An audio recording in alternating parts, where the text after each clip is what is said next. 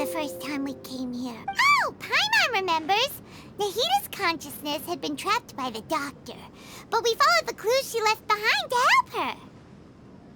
So much time has already passed since then, and it seems Sumeru's changing for the better now that Nahita's in charge, right? Paimon just hopes this peace will last a long time, and then Nahita won't have any more new problems to deal with. Yeah, guess you're right. We somehow always find ourselves right in the thick of it. Who knows what will happen next? Come to think of it, maybe it's all because of you. Maybe you're just a magnet for trouble.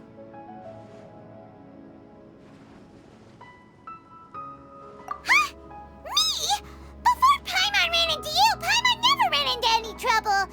At most, when she was super tired, Paimon got caught in some strange whirlpool and sucked out into sea. And even then, you fished Paimon out! Anyway, for Nahita's sake, maybe we should think about heading to our next destination for now. Ah, look who it is. Running into you in a place like this? I can see you two still love wandering around. Oh, it's Dia! Since when are we just wandering around? We're usually taking care of some serious business. Even though it may have nothing to do with our journey. But never mind that. What brings you here? I just finished a commission in the desert for a usual client of mine. Nothing too interesting. Just escorting a shipment of goods. That's when I saw you two all the way over there, chatting away. What were you two talking about anyway? Huh? You serious? Can't say I saw that coming. But you are travelers after all. I guess you'd never stay for too long in one place. Bumping into you like this will become a rarity. I'm starting to feel sad just thinking about it. Hey, how about I gather a few mercs to escort you two? Thanks, but no need. Oh, Paimon had no clue you'd miss us so much. But don't worry. Sounds good. All you need to do to get to Fontaine is cross this stretch of desert and navigate some waterways. Knowing you two. So, when are you leaving? Oh, wait a sec. Paimon just remembered there are still a few dishes in Sumeru that Paimon hasn't tried yet.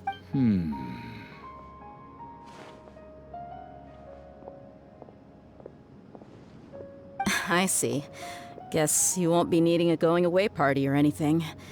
It's sad enough to see you go like this. Though, now that I think about it, Sumeru wouldn't be what it is today without you. Seems true heroes always prefer leaving quietly. By the way, should we go say bye to Nahita? Oh, good point. Then there's no need to bother her in the real world. Then, I guess this is goodbye for now, Traveler in Paimon. Whether as a client or a friend, you're always welcome to come find me. Goodbye, Dia. Bye-bye, Sumeru.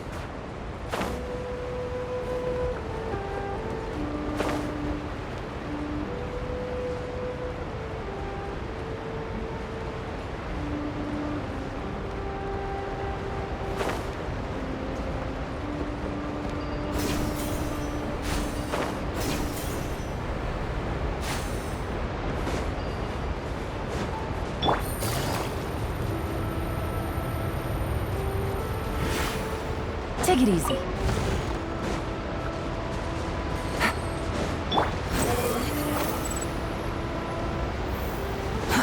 Too slow.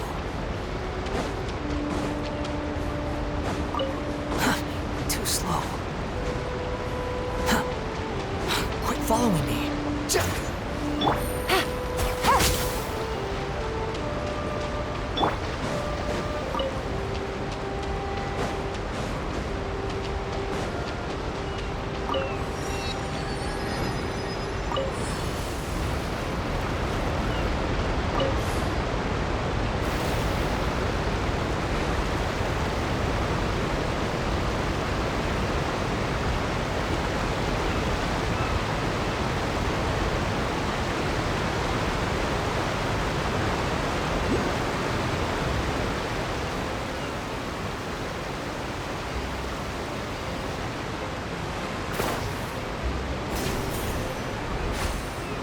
Behold!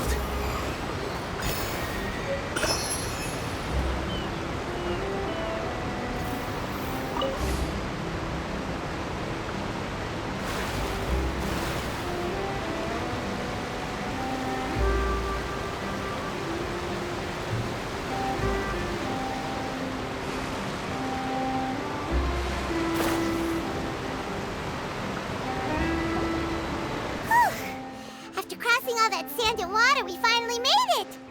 Oh, this must be Fontaine's port! Wow! Everything looks so advanced in Fontaine! Paimon's heard that the industry here is extremely developed, and there are all kinds of unusual machines! Just seeing the sights as a tourist is nice, but maybe it would be better if we found something to do! What do you think? Good idea! Nahida gave us loads of useful information. Seeking out the Seven is probably still our best source for information at this point. Yeah! The more we can learn, the better. So, what do you think the Hydro Archon's like? Will we get along? Nahida said that she has a very unique personality, whatever that means. To learn about a nation's god, start with the nation's people. There seems to be some locals talking over there. Let's go see if we can join the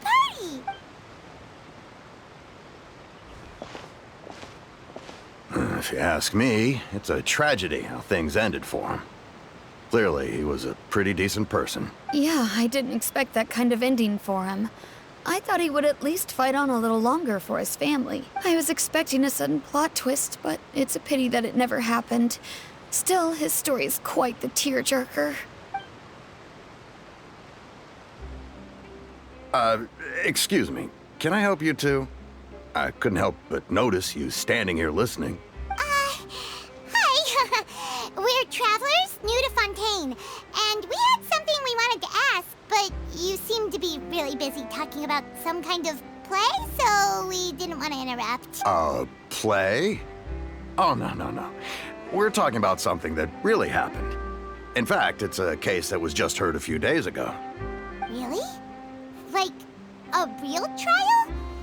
But the way you were talking about it and the words you used just now made it sound like some kind of story. Well, good tales are often based on true stories, aren't they?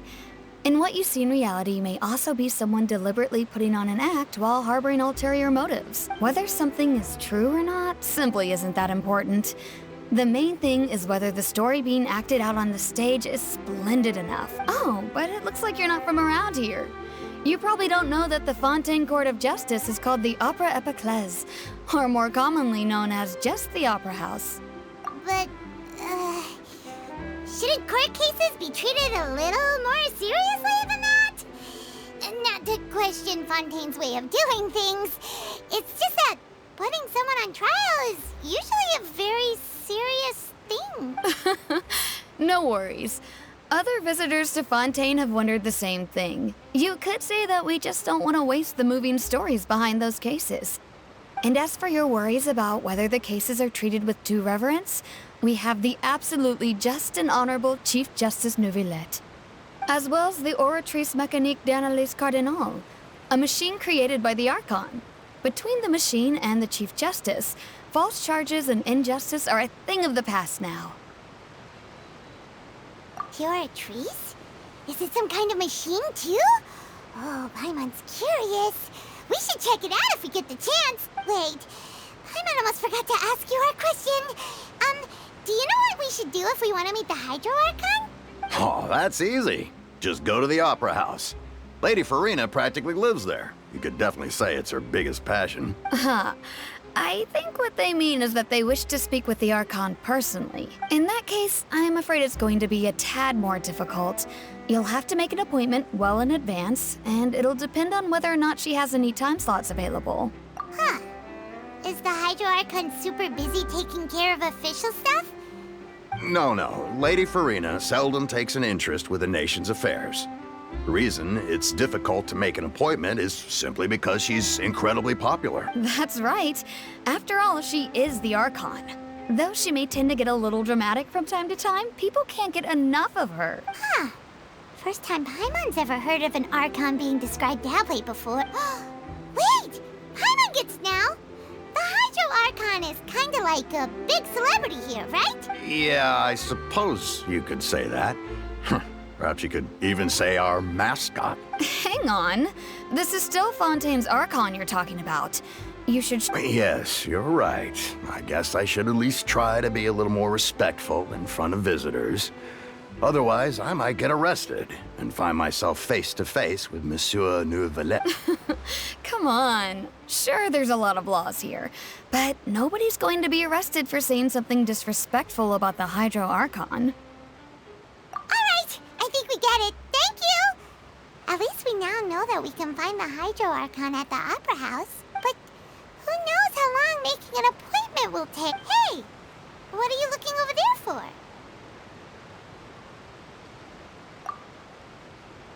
Huh. Maybe something's the matter. She isn't going to jump into the water, is she? Maybe we better go check on her.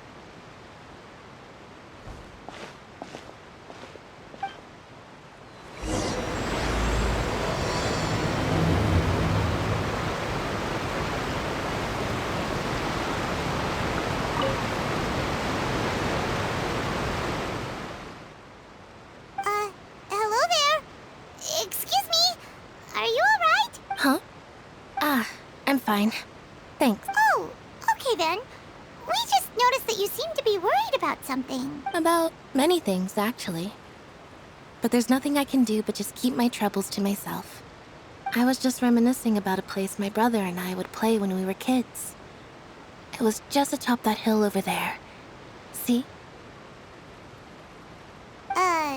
You're pointing at the sea. Wait, are you saying that you and your brother lived in the water?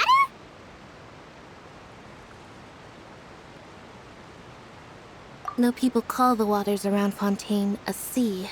It's actually just an inland lake that's filled with fresh water. And no, I can still see that hill clearly in my memories. Now, it's been completely submerged. He would skip and jump, tossing sand in the wind. The sun shone brightly, and the air was filled with the scent of the sea. But now, the water is gradually swallowing our memories. It won't be long before it swallows us. Sorry. Paimon doesn't really get what you mean. I don't believe we've had the pleasure of meeting. Are you Lynette's new friends? Oh, and you are? Thanks for looking after my sister. She often comes here to reminisce about our childhood, that's all. There's no need for any concern.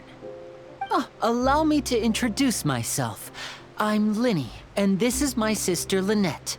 If I had to guess, I'd say you must be travelers from abroad. Nice to meet you. Paimon is Paimon, and this is the Traveler. We just arrived in Fontaine. We were just talking with your sister.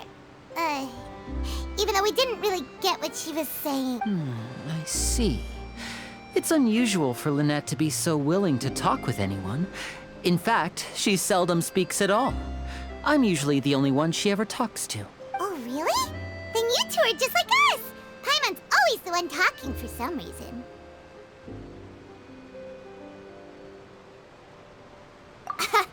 So that's how you think it is? I also think my brother can be too talkative at times. Seems you were right, Paimon. We are quite similar. So, what did Lynette mean just now when she said that the water is engulfing your memories? And that it won't be long before it engulfs you too? Oh, that. It's from a prophecy that's been circulating in Fontaine for some time now. Well, I suppose prophecy isn't exactly the right word, because that implies a certain amount of uncertainty. There's no doubt about what's happening in Fontaine now. Where to begin?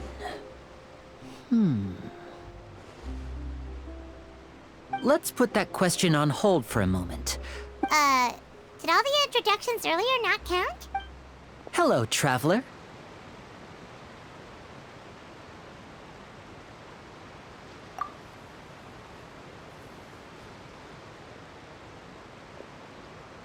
And hello, Paimon.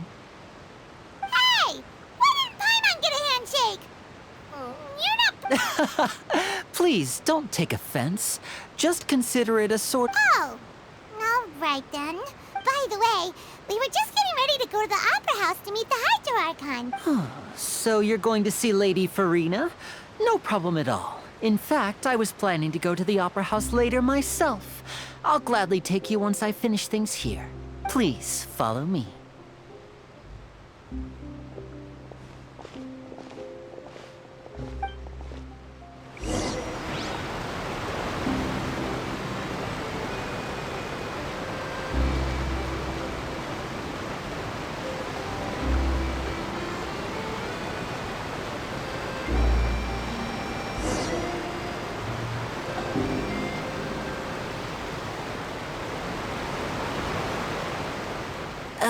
You said you were going to see Lady Farina?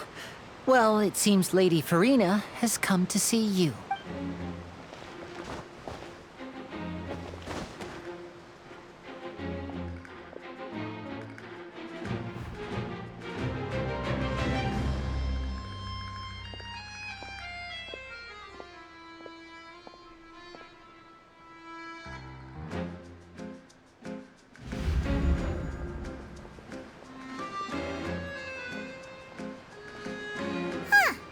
So, she's the Hydro Archon? But how did she know we were looking for her? My dear people, rich and poor, those with cup in hand and those with nothing at all, raise your glasses in celebration! If you don't have one, then just raise your hand in lieu.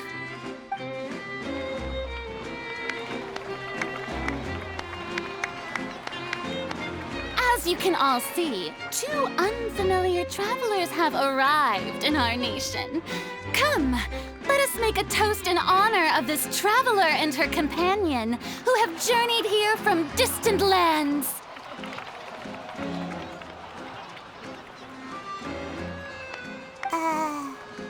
Is she talking about us? I've long heard of the turmoil and chaos you've left in your wake as you visited other nations. But I welcome you nevertheless. No, I have come to receive you personally. Fear is for insignificant cowards. I am a god, and I will never entertain the notion of such meaningless wariness. You can be rest assured. I see clearly your sincerity. Of course, seeking an audience with me is the most sensible thing to do. It will allow you to truly behold my power and witness my authority. Intelligent people always gather under the correct banner. I, Focalor, hereby welcome you to the nation of Hydro and acknowledge the value and significance of your trip. Now, you may rejoice in this.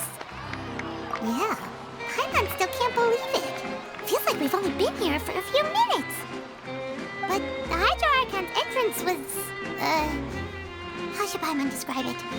A little over the top? Miss Hydro Archon? How did you know we were coming? I see. As Outlanders, you inevitably lack even some of the most basic understanding. Don't forget that even the gods can be divided into the mediocre and the excellent.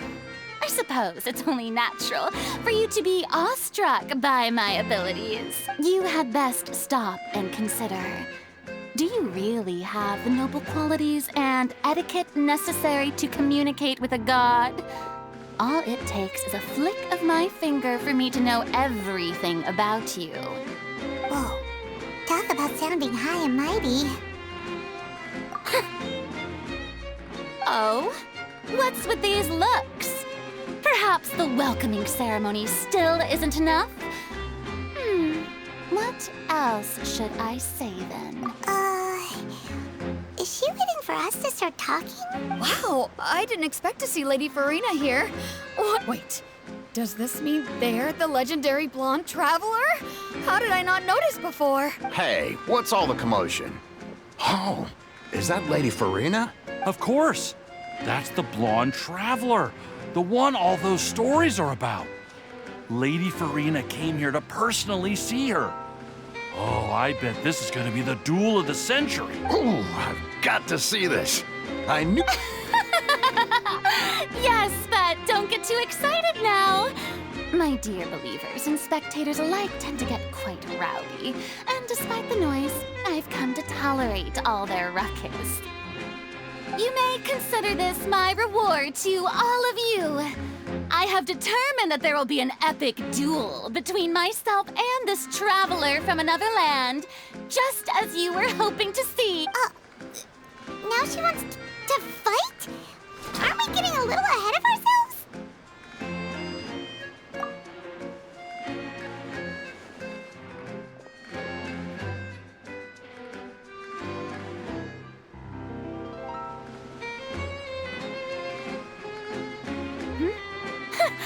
Are you not afraid? What are you trying to do, traveler? Provoking a god in front of her people? Stand down, Clorend. I admire her bravery. Few have the courage to draw their sword against a god. Unfortunately, people nowadays only crave to be thrilled, and a mere duel will not slake their thirst for excitement. Oh, yeah, she's right. Just a duel. On Araneus, criminals are always requesting duels to defend their honor. You see. Then, as the god of justice, I shall face this traveler in another kind of duel. A duel in court! All right. Now Right. This is Fontaine, after all. Such a grand opera house, it would be a pity not to use it. Why do you care so much about the crowd's reactions? Seems you've spent a little too much time in the opera house. Besides, how exactly do you plan to have a duel in court? You mean you're going to put us on trial? Oh, we have reason to put you on trial. It's obvious, isn't it? According to Fontaine law, no one is permitted to release any flying objects within Fontaine city limits during the first 3 days of each month. You are clearly guilty of violating this law, no? Oh, so that's what they've done. You call that obvious? What kind of law is that? Wait, flying object? You mean Paimon? Precisely! Now, if you two have no objections, then in the name of the Hydro Archon, I order your arrest. My apologies, Lady Farina. I don't mean to spoil the fun. But if you would allow me to interject, I don't think that Paimon here meets the definition of a flying object. You tell her, Linny! Finally someone who's not crazy. How could anyone call Paimon a flying object? Great magician Linny, my beloved citizen. As a magician who just rained on your parade, I naturally should shoulder the responsibility of saving the show. So, with such an audience gathered here,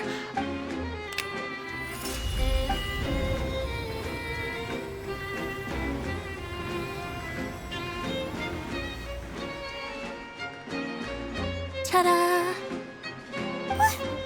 What's that on Paimon's back? Hey, when did you do that?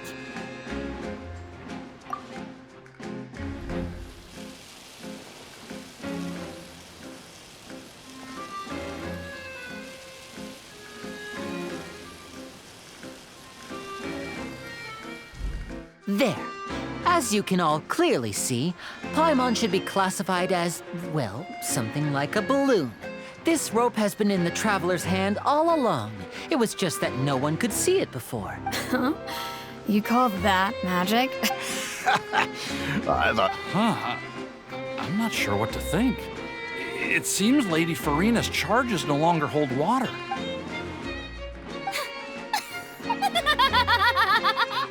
Amusing. Very amusing, Linny. Just the sort of unexpected twist that I enjoy. With you here, today's performance can finally be called complete. Performance? You see all this as a performance? In which case, consider the matter of your trial resolved. The god of justice will not bring charges against an innocent person, but when there are valid grounds, I will not only judge travelers from abroad, but even the gods of other lands. I look forward to seeing your upcoming performance at the Opera House, Mr. Linny and Miss Lynette. That's enough for now. Toodaloo!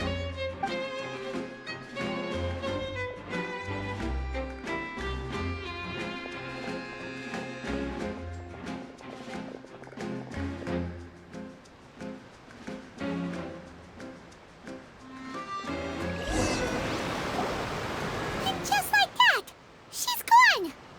Well, that's the most unpredictable Archon Paimon's ever seen. You never even had a chance to ask her anything. But that's a problem for future Paimon. That whole scene just now was really... Don't mention it. I just happened to remember that there was such a law, so I did a little preparation, just in case. I didn't think it would actually come in handy. So, now do you see what kind of god Lady Farina is? She can be a bit confusing at times, but she is still amenable to reason.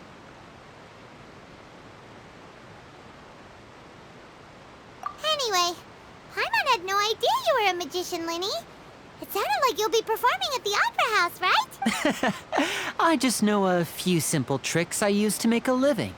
Lynette is my assistant. It will actually be my first time performing on the most prestigious stage in Fontaine, the Opera House. But isn't the Opera House where criminal trials are held in Fontaine? When there are no public trials being held, the Opera House hosts a variety of other performances.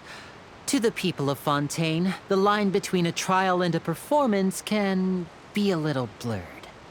And speaking of performances, I would be remiss to forego this opportunity gifted by fate. Might I invite the two of you to see my performance? My brother's always excited to make new friends. Oh, sure. We don't really have anything to do now, and we wanted to go to the Opera House anyway. Splendid. In that case, why don't we go together? I'll show you the way. I just have something to take care of first. Oh, you really mean it? Then I'll take you up on your offer. This is a magical item known as a magic pocket. Perhaps you can help me distribute them to the people here.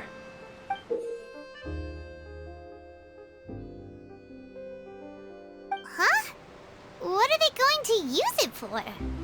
About that... You asked me before about the prophecy, right? Let me start by telling you a little more about what it entails. I'm not sure exactly when it began, but a prophecy has been circulating around Fontaine. It says that every person in Fontaine is born with sin. No matter how the nation of justice holds trial after trial, this sin cannot be absolved. Until one day, the water levels in Fontaine will rise, and the sinful people will slowly be drowned. In the end, the people will all be dissolved into the waters, and only the Hydro Archon will remain, weeping on her throne. Only then will the sins of the people of Fontaine be washed away. That sounds pretty gloomy. Why are people in Fontaine born with sin? What is that supposed to mean? There are lots of guesses. Some say that the ancestors of Fontaine stole the power of the seas and stirred its wrath. Others say that the people of Fontaine never heeded the first Hydro Archon's warnings and offended Celestia. But here in Fontaine, evidence is what matters.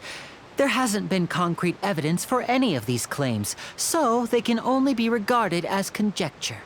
If even the people in Fontaine don't know what sin they committed, wouldn't it be better just to ignore the prophecy completely? What? That's exactly what the people did at first. But in the last few years, the water levels in Fontaine have actually started rising. Many places have already been completely submerged, and now lie beneath the sea. Many people carry on with their lives as before and shrug it off as a natural phenomenon. But my family and I think that the people of Fontaine shouldn't ignore the possibility, which would end up sentencing them to death. We hope that at least the people who reside near the waterfront can move away before it's too late. So, we've started distributing magic pockets to them. As a magical item, these magic pockets have astonishing capacity. I'm sure they will come in handy when people are moving their belongings. Oh, Paimon gets it! It's like preparing for a rainy day! Perhaps only absolute power could ever contend with such a catastrophe. But now, if you'd like to help, then please give these magic pockets to anyone nearby. Be sure to convince them to take it, regardless of what they say.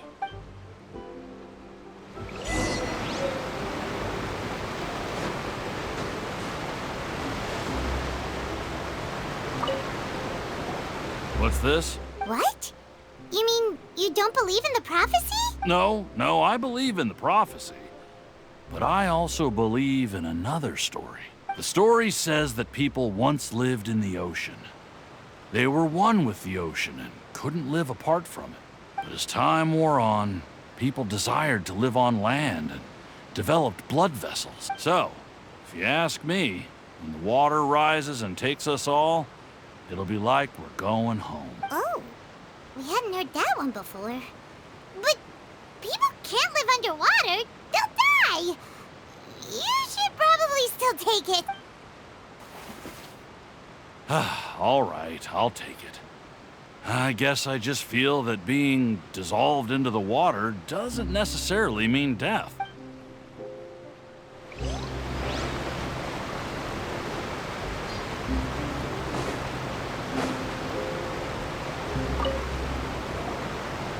So you're the blonde traveler that... Oh, a magic pocket? Seems you really thought of everything. I guess it's better to prepare for the worst and hope for the best. Thanks. Please, also thank the magician on my behalf when... Too slow. Squall and Fury!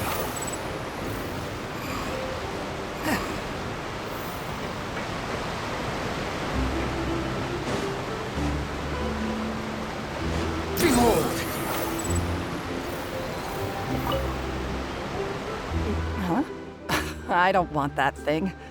Way I see it, if the prophecy's true, it's still gonna be a... Life is all about living in the moment. You should still take... Oh, all right, fine. Thanks. It's just that... if I start moving, that means I've already given up on the life I have now.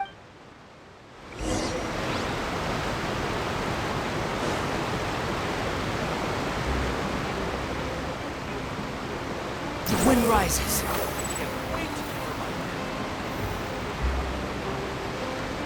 Oh? You already handed out all of the magic pockets? That was fast. So, what did people have to say? Yes, but that will change once disaster strikes. I know they'll change their minds, so it's only right to help them prepare. Is there anything else you need to do before we leave? Yes, one last thing. I have the magic pockets made by a workshop in the court of Fontaine. Since we're out and about, I was thinking about bringing him some more materials. So, you want to collect materials? Just tell us what the materials look like and we'll help. Oh, that would be much appreciated. We'll need some Romaritime flowers. I remember seeing them near the waterfront on the east side of the harbor.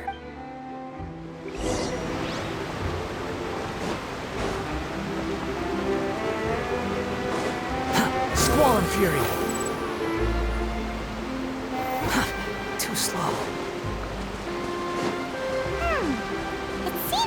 to use Hydro to collect for maritime flowers.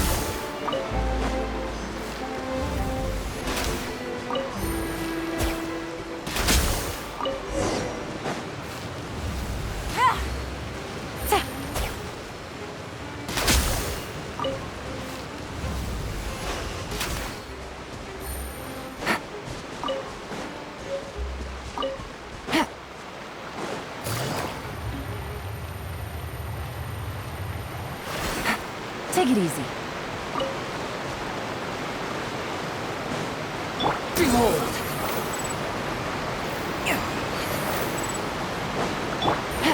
Take it easy.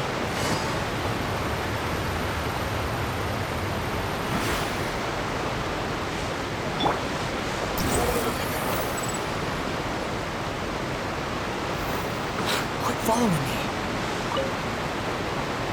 You made quick work of that. I can tell you're an experienced traveler.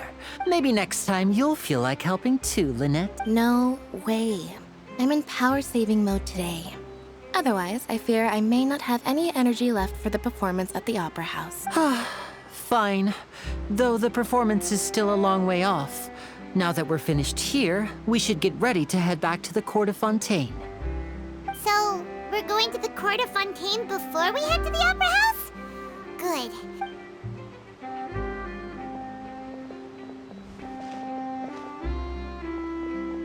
Wait, shh. Have you noticed that person over there? The young girl. Huh? What's wrong with her? Paimon didn't notice anything. She's obviously a thief. Magicians and thieves practice similar methods. We divert attention, and a distracted audience is one that won't discover what you're really doing. Watch her movements carefully.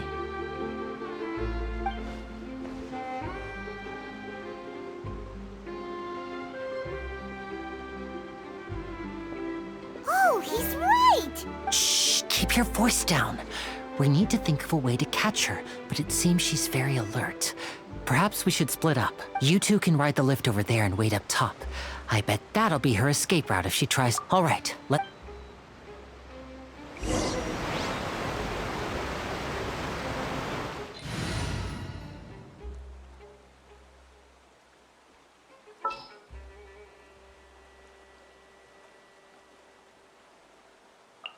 There's still a long road ahead.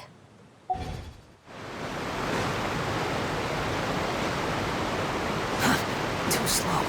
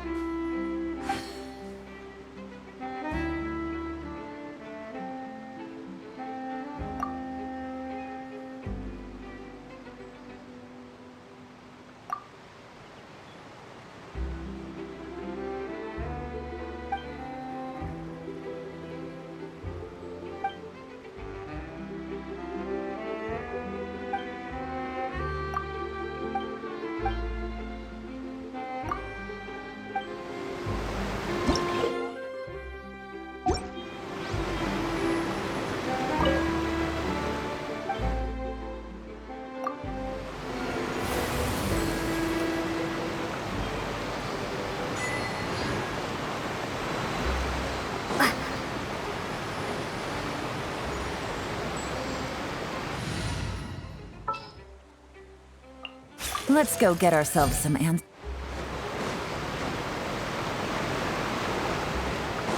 Take it easy.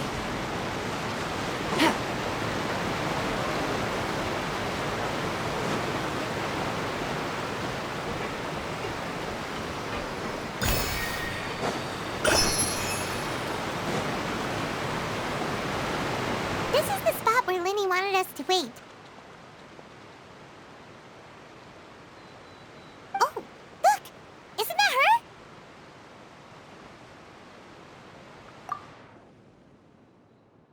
Oh no!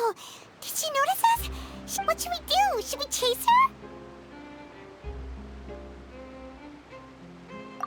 You're right. She might Nothing's happened for a while now. Paimon wonders if Linny caught the thief. Yeah, what?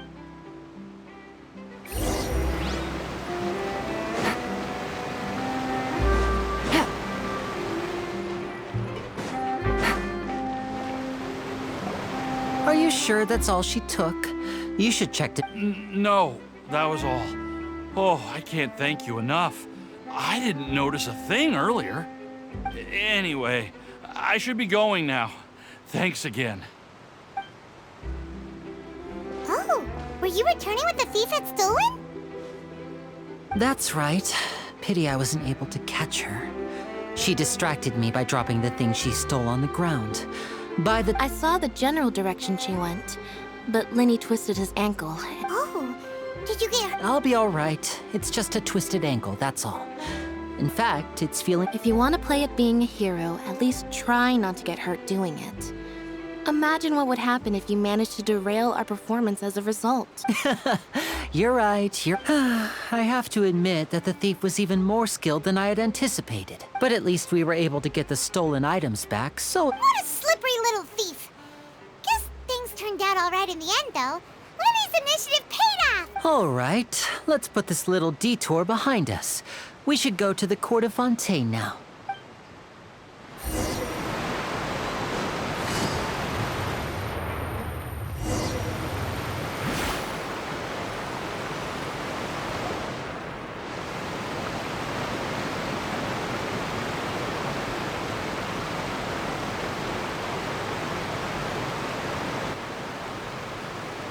So, we ride this thing to go into the city?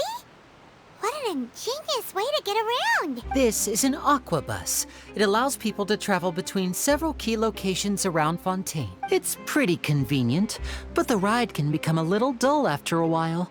The scenery is always the same. That's why it's better to travel with friends. So you mean it's still boring even when I'm riding with you? No, that's not what I meant. It's just that, well, you don't really talk that much. Besides, it doesn't really feel like a real trip when it's just the two of us. It's the same as being at home. Whatever. Guess that's what it's like to be an older brother. It's about time for us to leave. Let's get on board.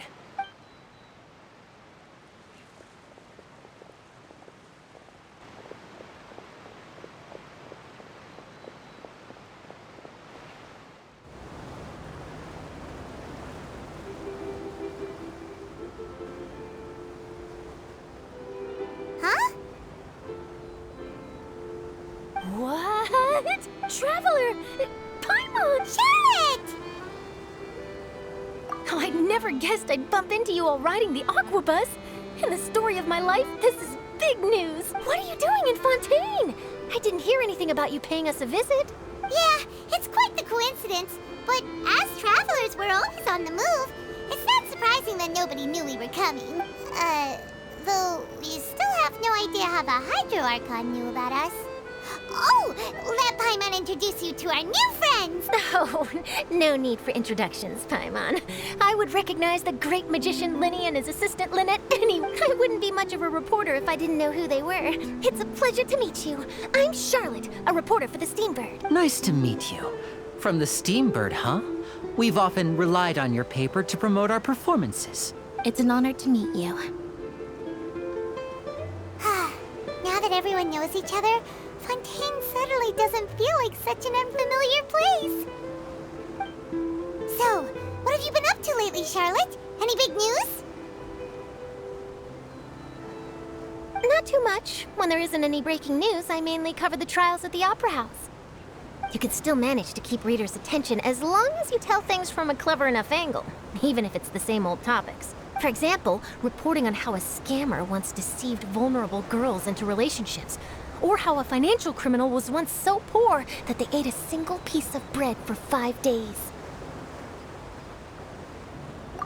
You're right. Seems you know me pretty well. What I'm really after is exclusive, sensational news pieces that could shake the country. These smaller stories are a waste of my talents. Oh, I just remembered. I've been following a case lately. Well, a series of cases, actually. You mean the serial disappearances of young women case? That's right! These stories are the talk of the town right now, and it's probably the most mysterious case we've ever seen. If I'm the first with a draft ready to publish when the case is finally cracked, and it's the headline story in the Steambird, oh, when that happens, I bet all the other reporters will shed tears of envy. I've already gathered all kinds of materials. I just can't wait for the truth to be revealed. So, what is the serial disappearances of young women case? You mean the culprit hasn't been found? That's right. The first missing girl case happened almost 20 years ago. And ever since, after a period of time, another girl disappears. What the cases have in common is that the girls are all of a similar age, and that they've all vanished without a trace. But the scariest part is that to this day, none of the girls have ever been found. Many suspects have been arrested over the years in connection with this case, but shortly after each arrest, another disappearance would always happen. Yes, it's possible. But either way, I believe that every case has some precise truth behind it, waiting to be exposed. Yes, I agree. And at the very least, the family of those missing girls deserves some sort of explanation. I just imagined for a second what I would do if Lynette were to suddenly disappear. I'd pay any price to get her back, and then find a way to track down the culprit. Please don't imagine that, Lenny.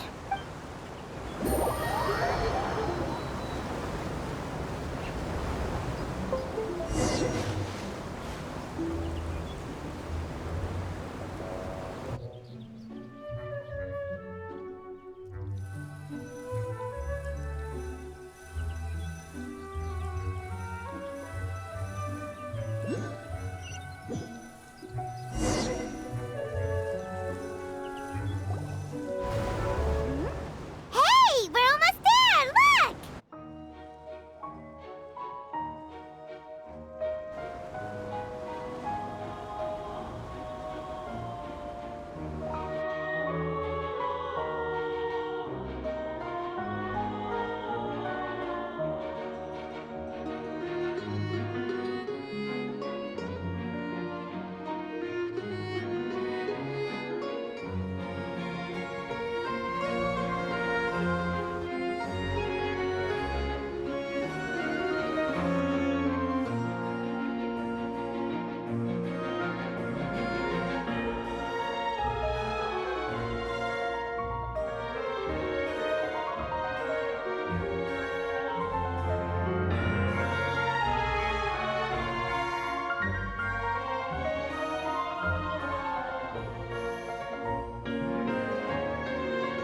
Well, I really enjoyed chatting with you. Life should be full of pleasant little surprises like this. Yeah, us as well. The ride went by too quickly. I have an interview to get to. I should get going before I'm late. Okay, Paimon hopes we can chat again soon, Charlotte. Bye now. Oh, be sure to stop by and see me at the Steambird when you have time. What a tough job. Always running around. If you don't mind, how about we stop by my home first? Besides, I still have all the materials we collected. Sure, we wouldn't mind at all. This city is so huge, Paimon wouldn't know where to start anyway.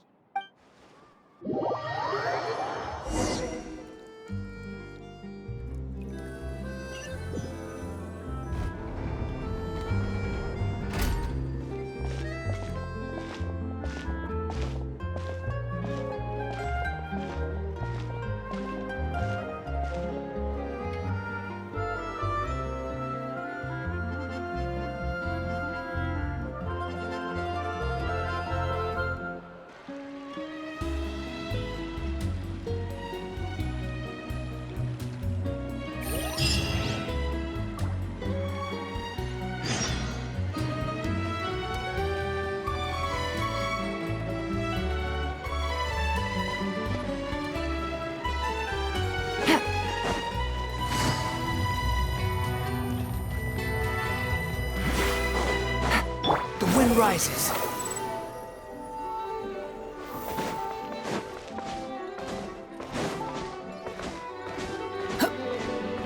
Quit following me. This is our current abode. Ah, Fremine, you're home. Where did everyone else go? I have some new friends that I would like to introduce. Oh, they all just went out a moment ago. I see. Everyone is getting busier now that Father will be returning soon. I suppose that can't be helped. Allow me to introduce you to my little brother, Fremine. He is a phenomenal diver. Hello. Nice to meet you. Paimon is Paimon, and this is the Traveler. Oh, you sound very proud to have a diver as a brother, Linny.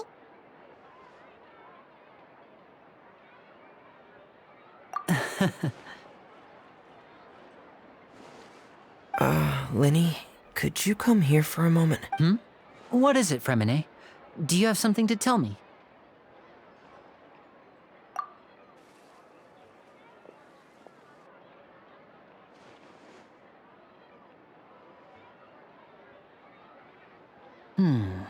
Okay, I see. Is everything all right? Oh, it's nothing. We were just discussing a little housework.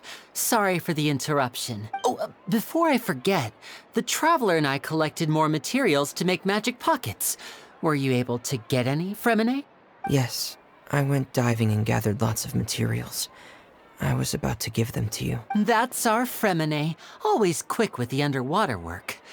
All right, I'll take these to the workshop.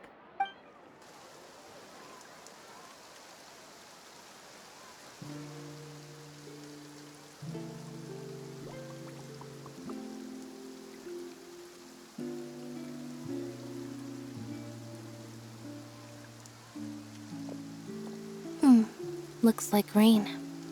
Oh, you're right. But wasn't it clear and sunny just a moment ago? Fontaine's weather sure is weird. I'm afraid that's just how it is here. It often rains on days where there are trials being held in the Opera House, but don't worry, it'll clear up soon enough.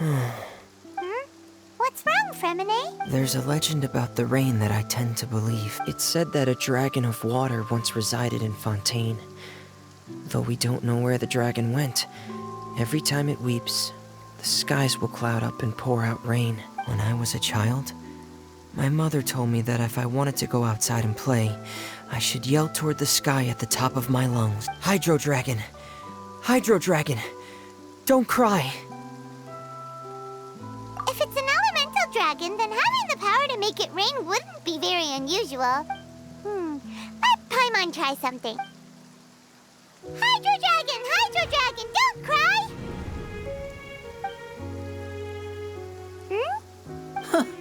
Doesn't seem to be of any use. It is just a legend after all. You know, you might be a more popular magician if you understood the concept of romanticism. Or could at least play along. Sorry, it might be because we've never met the Hydro Dragon. Perhaps it can't be comforted by the words of strangers.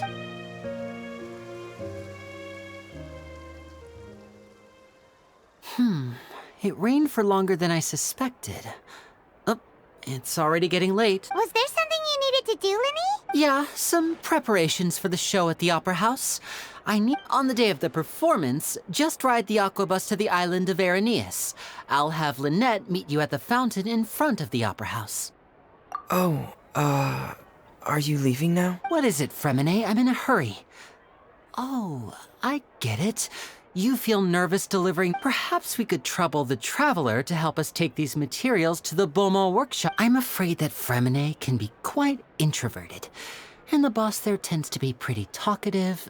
Fremine has always been a little afraid of her. No trouble at all. Don't worry, we're on the case. Sorry for the inconvenience. I'm quite useless when it comes to such tasks. I'll think of a way to make it up to you. Oh, no need. This will be a walk in the park for us.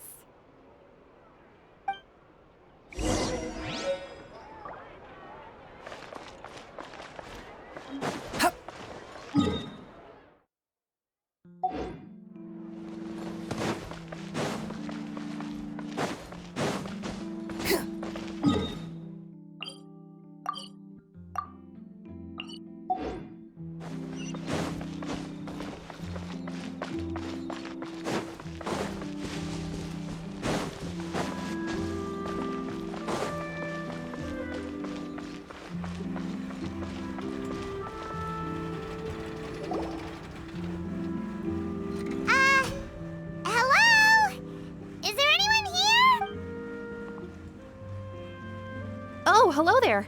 New customers? Looking to buy, or do you need something made? Or perhaps you're just looking for a chat with me. Oh no, we're just here to deliver some materials. Here they are. They're for making... what were they called again? Ah, these must be for magic pockets. I could tell right away. I've already made several orders worth now. No need. They've already prepaid several batches worth. When they told me what they'd be using them for, I even offered them a discount, but they insisted on paying the full amount, saying that I had a business to run. It seemed... Whoa! So, is Linny actually loaded? I can't say for sure, but who knows? Maybe there's good money to be made being a magician in Fontaine. Hey!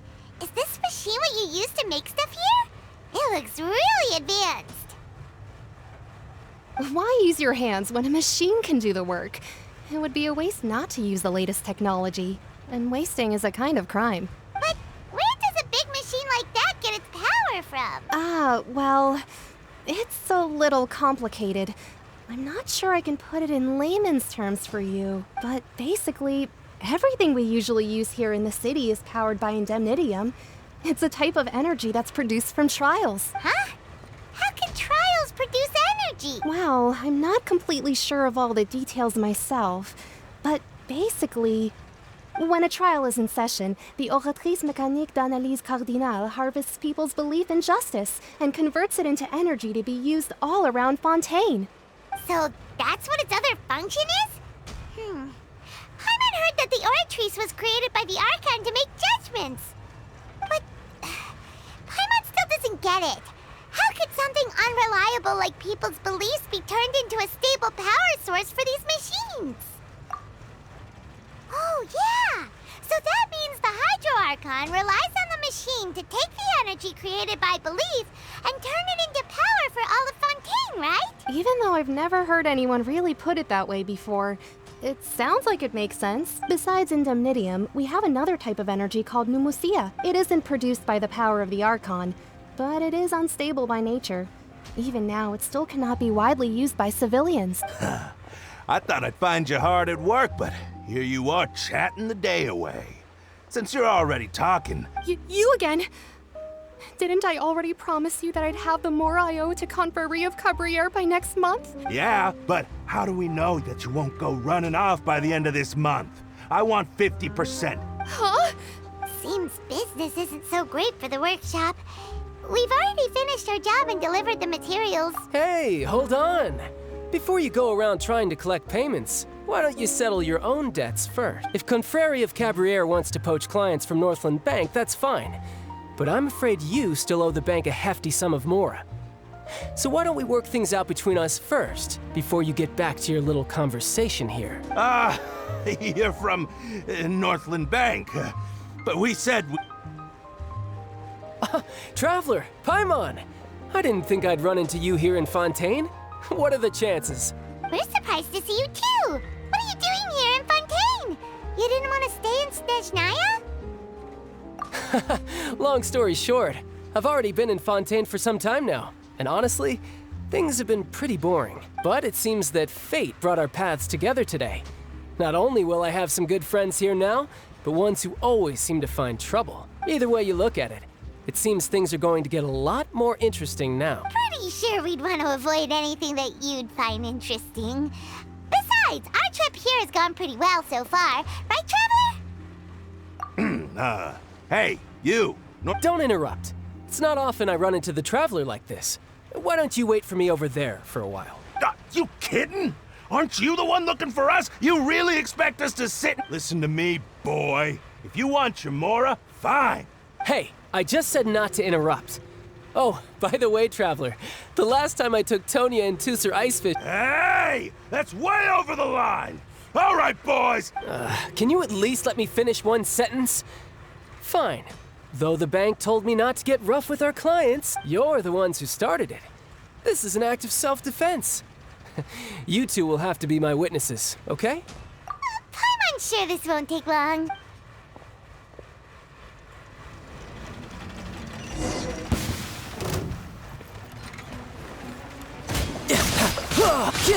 Shouldn't let your guard down.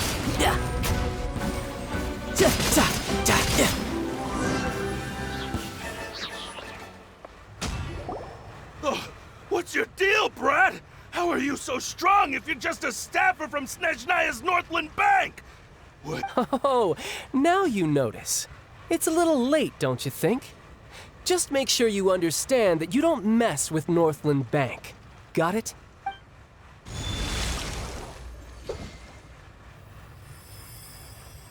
Huh? Now's my chance!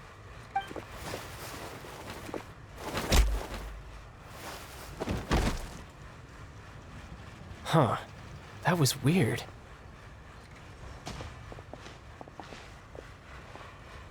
I'm not sure. It's as if I suddenly lost control of my hydro powers when I needed them. Maybe there's something wrong with my vision? Strange. How could that happen? First time Paimon's ever heard of someone losing control of their vision. Never mind. It doesn't matter.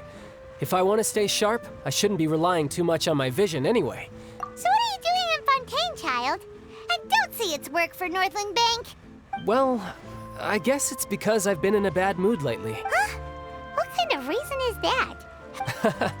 I don't know, but recently, there seems to be some sort of restless power stirring inside of me.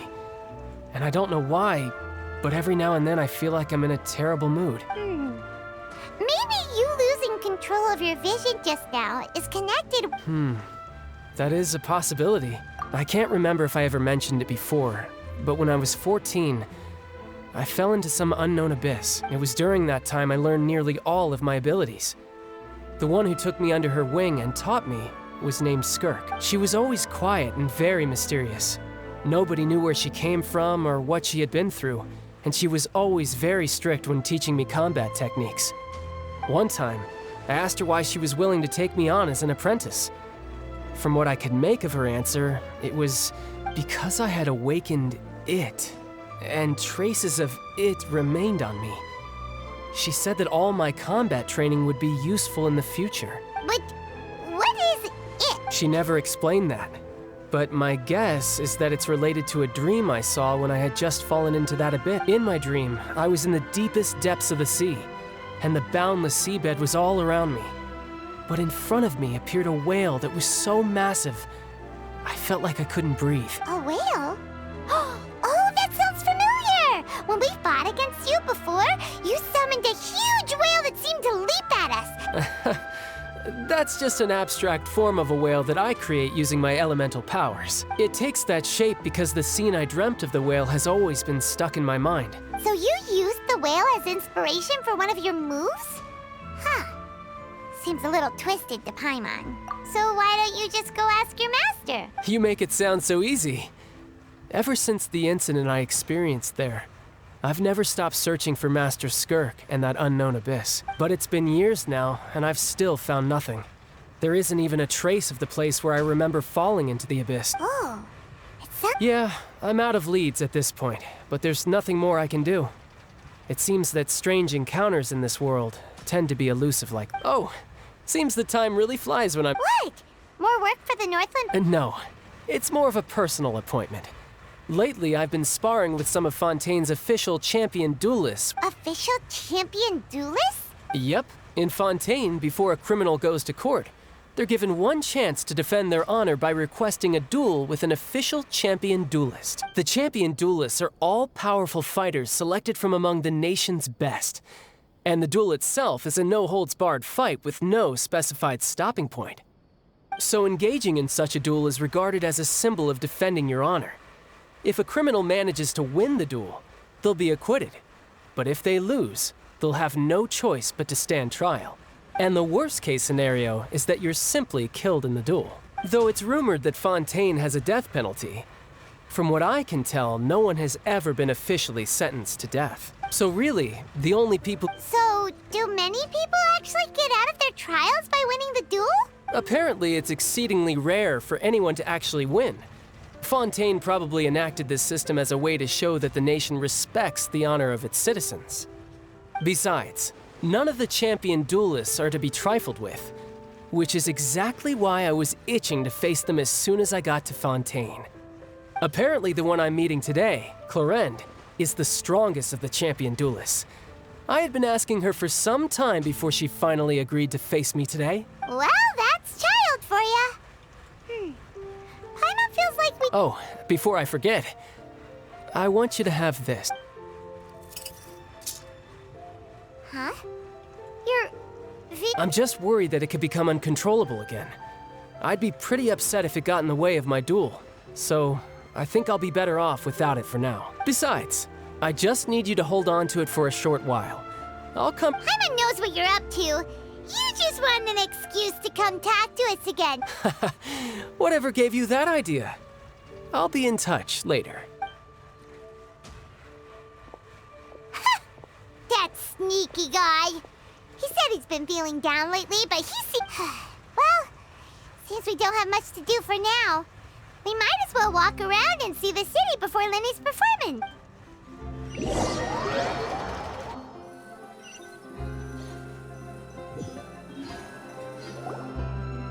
Wow! Who could have seen that coming? The reporter who was barely around for most of the story was the murderer all along! Sorry. Paimon was just surprised, that's all. The whodunits here in Fontaine are a lot different than the light novels you see from Yai Publishing House. Both have their merits, but Paimon thinks this style of novels are more... well, novel. It's so exciting to reach the moment when the mystery is uncovered, especially in the one Paimon was just reading. You should buy a copy and read it too. Oh, sorry about that. Paimon will be more careful next time. Hey, shouldn't we be heading to the Opera House to see... Lenny said that the Opera House is on Aranias, so let's go ride the aquabus!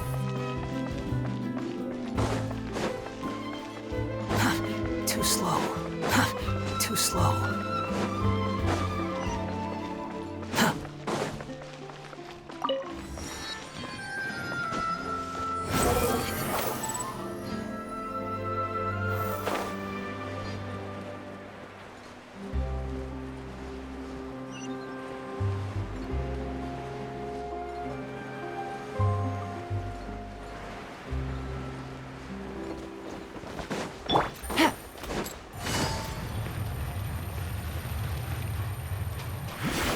Take it easy.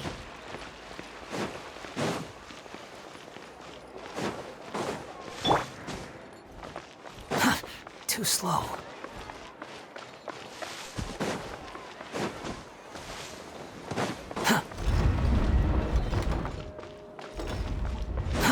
Too slow.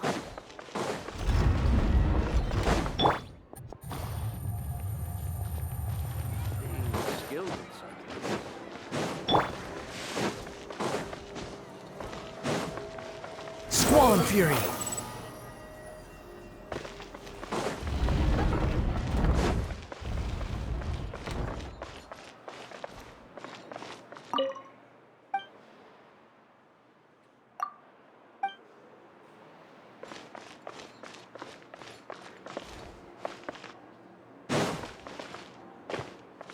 Quit following me.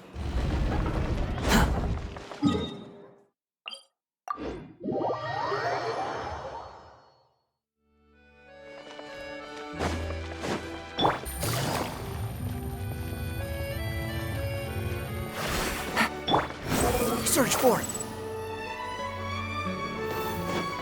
Quit following me.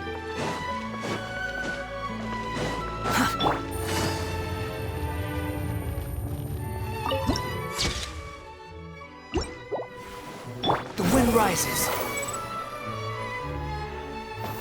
Quit following me. Quit following me.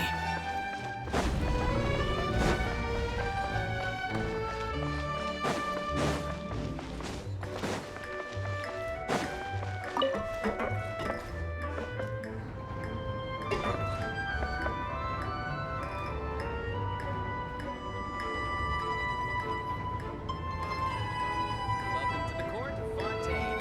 Please watch your step.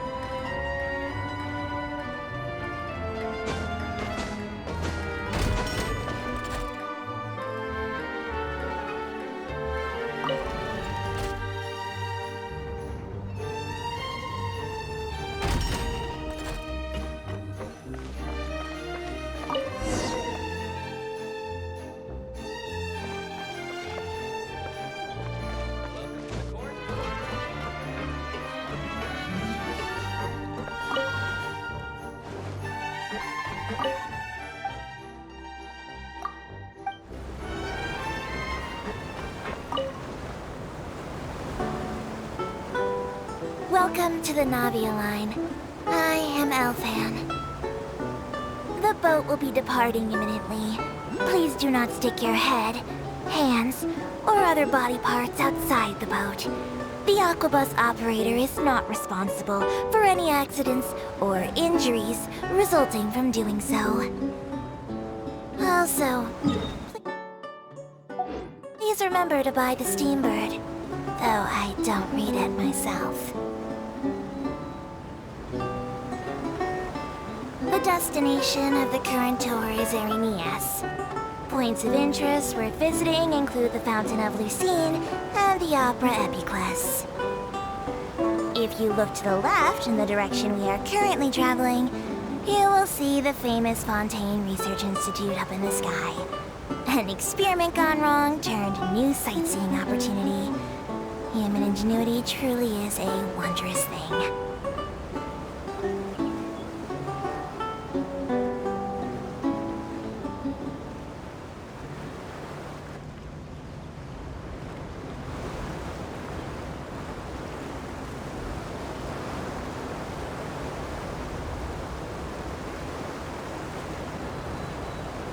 We are now approaching our final destination.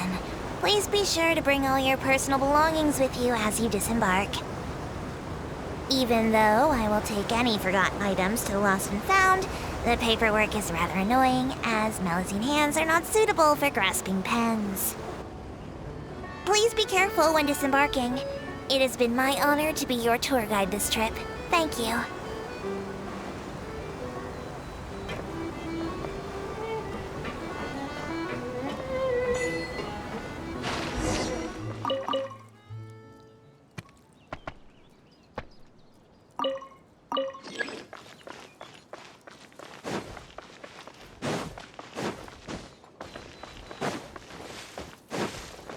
Quit following me.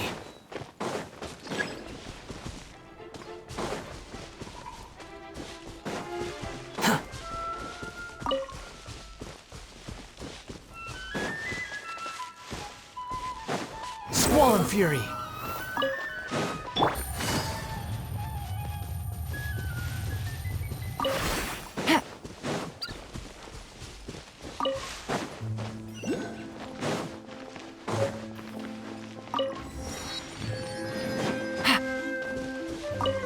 Take it easy.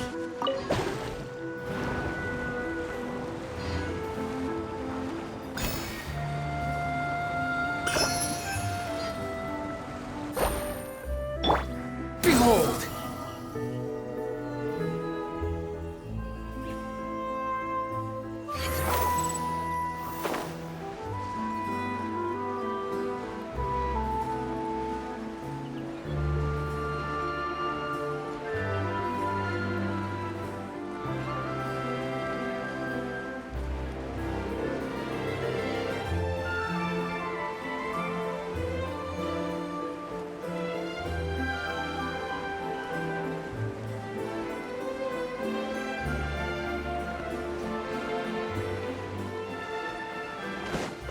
Quit following me.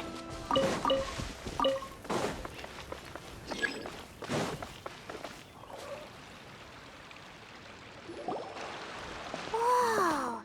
Now this is fancy! The Opera Epiclese. What a place to hold a performance! Huh.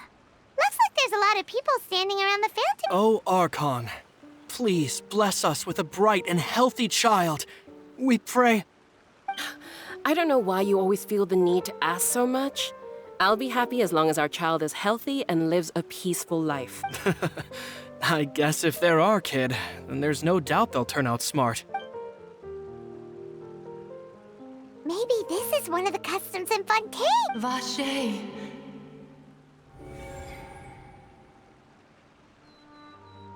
What's wrong? Vache. Vache.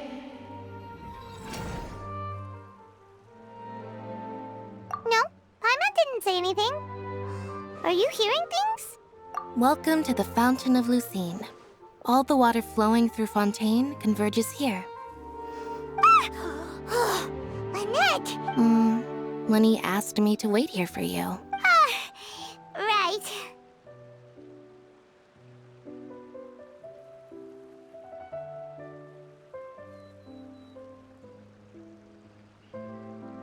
What do you mean? There are a lot of people here right now. Hey, you're not trying to scare Paimon, are you? I see. I might be able to tell you something that could help explain the voice you heard. In fact, you might not be imagining things at all. I suspect that what you heard is a result of your hypersensitivity to the hydro element. It's because of her sensitivity to the hydro element? But what would hearing a voice have to do with elemental power? When do you cry, Paimon? Wait, what? Just answer me. When Paimon's really sad?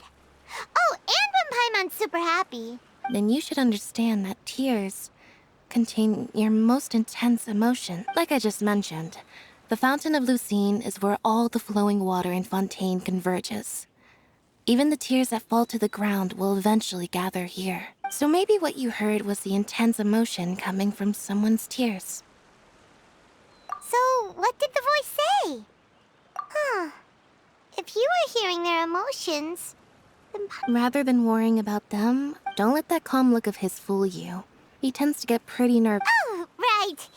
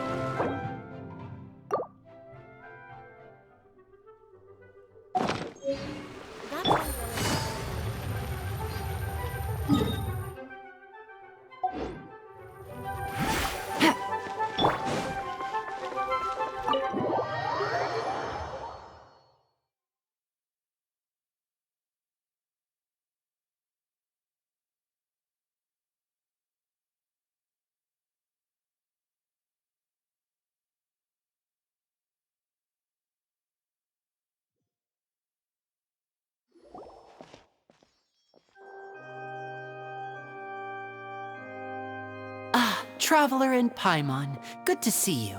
I knew you two would come. Are you kidding? We wouldn't miss it for the world. We've been looking forward to it. I can tell, judging by how early you've arrived. But you're actually right on time. The audience still hasn't started entering the venue yet, which means now is the perfect chance for us to take you to the best seats in the house. Wait just a moment. I'll fetch the tickets.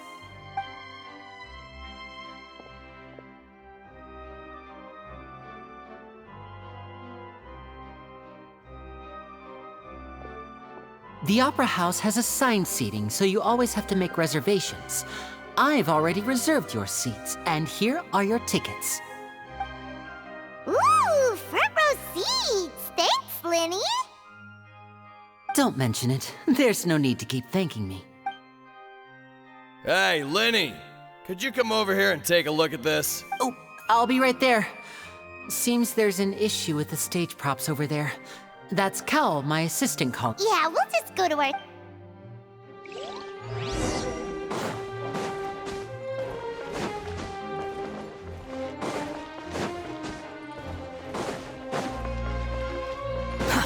Too slow.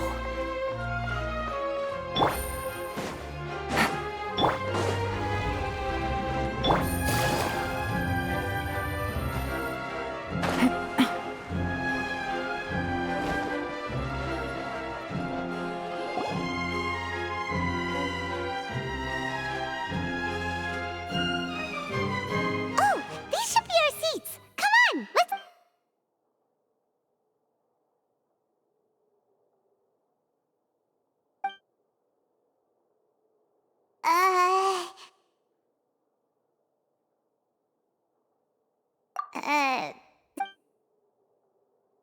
Hey, Traveler. Maybe we should strike up a conversation with the person next to us.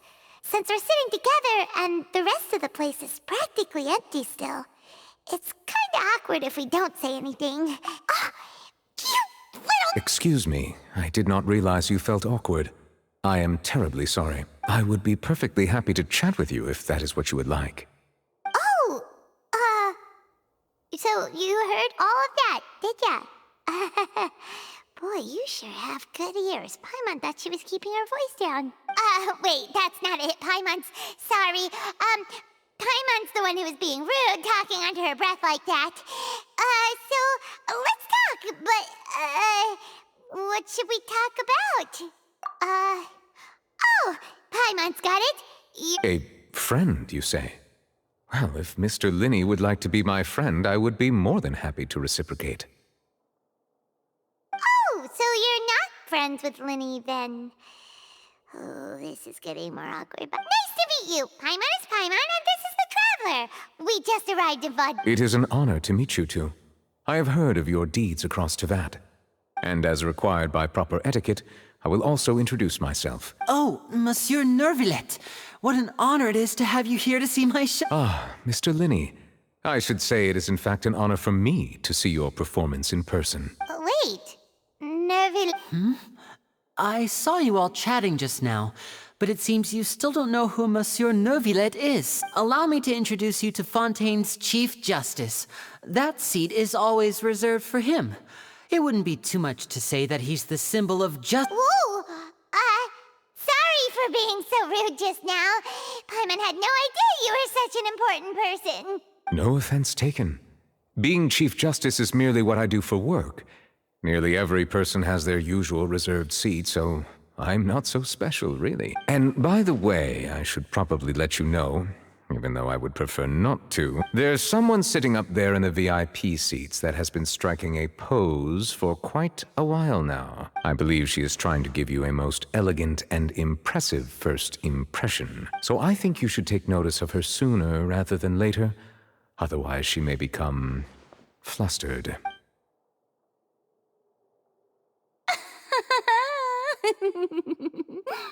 Huh? Oh, it's Farina, the Hydro Archon. Huh. She sure has a smug and satisfied look on her face. Guess she has no idea that you saw right through her act. Very good. That is for the best. No need to pay her any more attention. We may now enjoy the show. Huh? So is this what things are like between the Chief Justice and the Hydro Archon? All right, please wait just a moment longer. I've pretty much finished my preparations, and the performance will start as soon as the audience has made their way to their seats. Yay! The show's finally about to start! Paimon can hardly wait!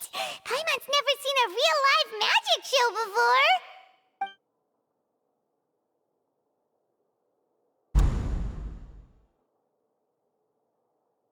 Oh! They're dimming the lights! The show must be starting!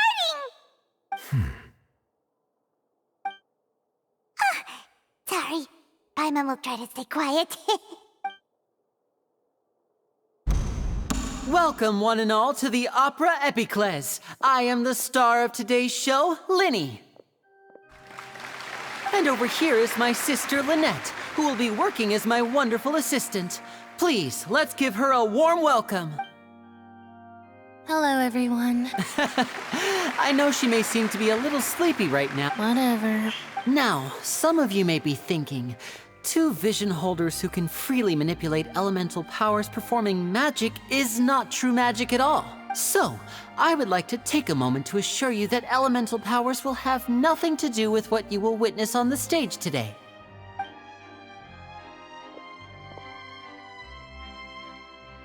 Both Lynette and myself have removed our visions for the show. That way, even the gods won't be able to help us. Oh, good point. That's what makes the show real magic. Now, without further ado, let the show begin. Lynette will now exit the stage to make some preparations. I know you might miss her, but don't worry. She'll be coming right back on stage momentarily. Perhaps in an unexpected way. I'm sure she'll be stealing the spotlight soon enough.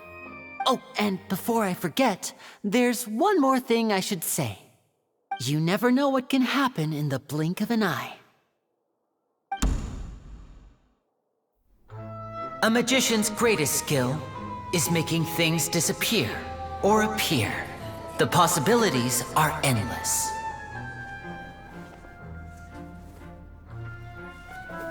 Huh?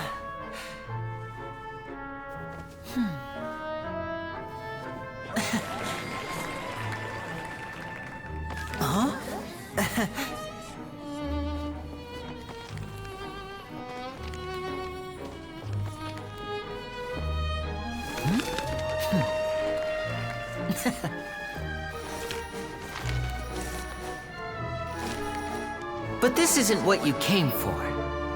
These little tricks, you've seen them all before.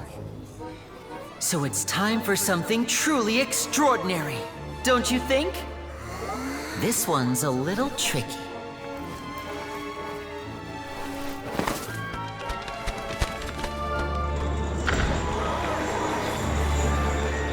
Using this water tank, I shall make my sister vanish completely, right before your very eyes.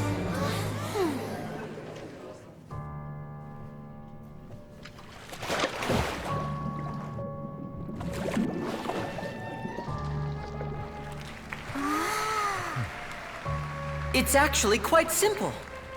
She'll just turn into air bubbles and float right out of the top.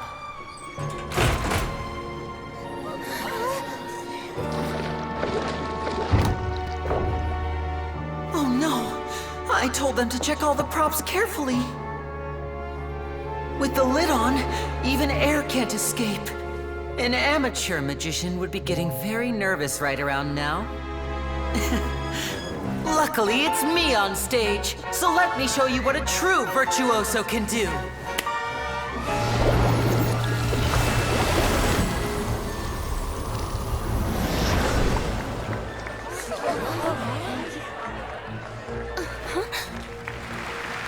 Lynette, are you still there?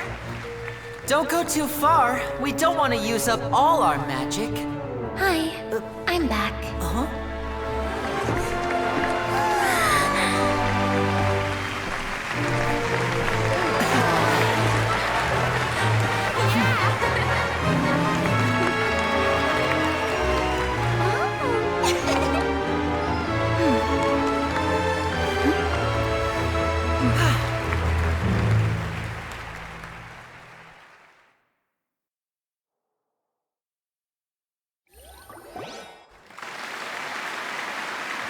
Whoa! What in the world just happened? How did he do that? Paimon didn't see him do anything! Wasn't Lynette inside the water tank?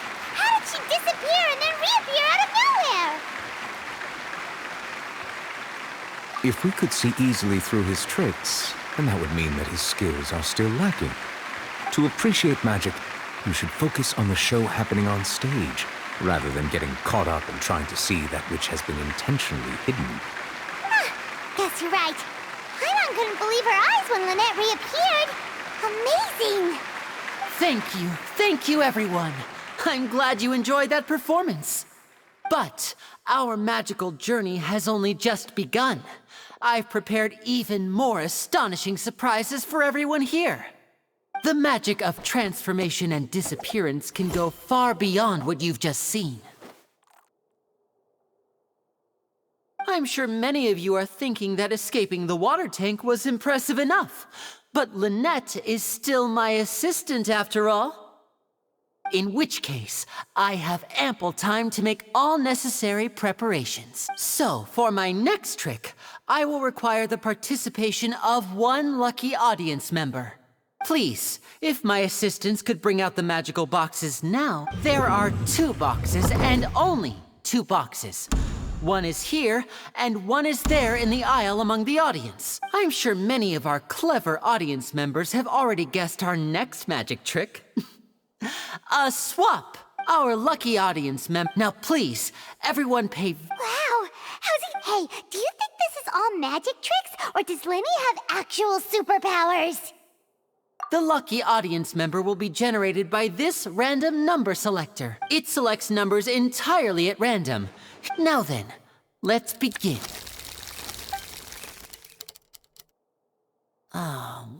me see. Oh, row 7, seat 3. Congratulations! You now have the chance to experience Please, come forward. My assistant will take you beside the magic box. I'm sorry, it might be a little cramped inside, but no need to feel nervous. We've carefully arranged You don't need to do anything, but if the magic is interrupted, who knows where you might end up? You might even find yourself in the Fortress of Merope. Oh, okay. All right. Before I enter the magic box, there is one more thing I need to ask the audience to do. Could you all give me a countdown? Like this. 60, 59, 58. I won't be able to see anything in the pitch black box, so I'll be Oh, and no tricks now. If you quickly count from 60 in just 30 seconds, then I'll be in a tough spot. Ooh, Paimon kinda wants to count faster after hearing him say that. No, that won't do. I can see it in your eyes. You still can't be Come on, repeat after me. 60, 59, 58. That's right, perfect. Keep it going. 54, 53, 52. Huh? Why aren't you counting, Nervalet? I am counting in my head. I think things are exciting enough in here as it is. Merely a consequence of my identity and personality. Oh, all right. You look so serious that Paimon thought you might be feeling uncomfortable. 40, 39, 38. Mr. Linney, are you all right in there? Yes, I'm fine. It would be a disaster if we get sent to the wrong places. Even though he's saying that, Lenny doesn't seem nervous at all. What was that noise? Did you hear it too? Not sure. Anyway, it doesn't seem... 25! What's wrong, Mr. Linney? I seem to have accidentally knocked over a decoration. I'm trying to fix it, but it... Never mind the decorations. There's... No, that's unacceptable. 19! It seems things aren't quite going as planned. It feels like you're all starting to count faster, but that's all right. 10 seconds and change is still plenty. 10! Almost there now. Whew. Swapping two people is harder work than you might think. Even a master magician like me can't guarantee I'll get it right the first time. Hey, wait! Is this the back one? I can't tell. They both look the same inside. Huh? No, that's not it. I'll try again. 7! Hey, slow down! Honestly! 5! 4! 3! Whoops! That doesn't count! 0!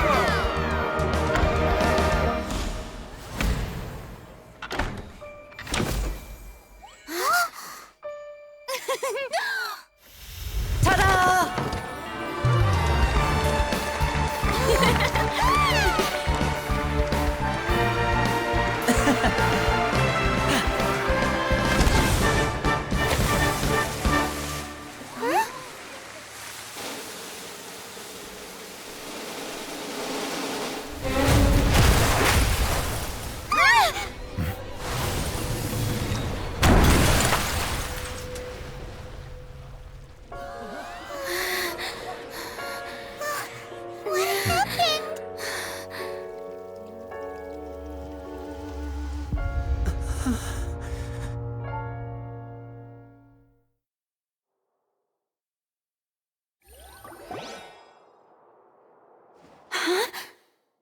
Is this part of the show?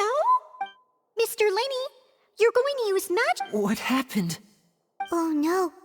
Maybe this isn't part of the show. The girl was... This performance is over. Medical staff with me. Guards, secure the scene and detain all the performers. Seal... Yes, that's right. If this was just an accident, then we must... No need to be alarmed, you two. We'll get to the...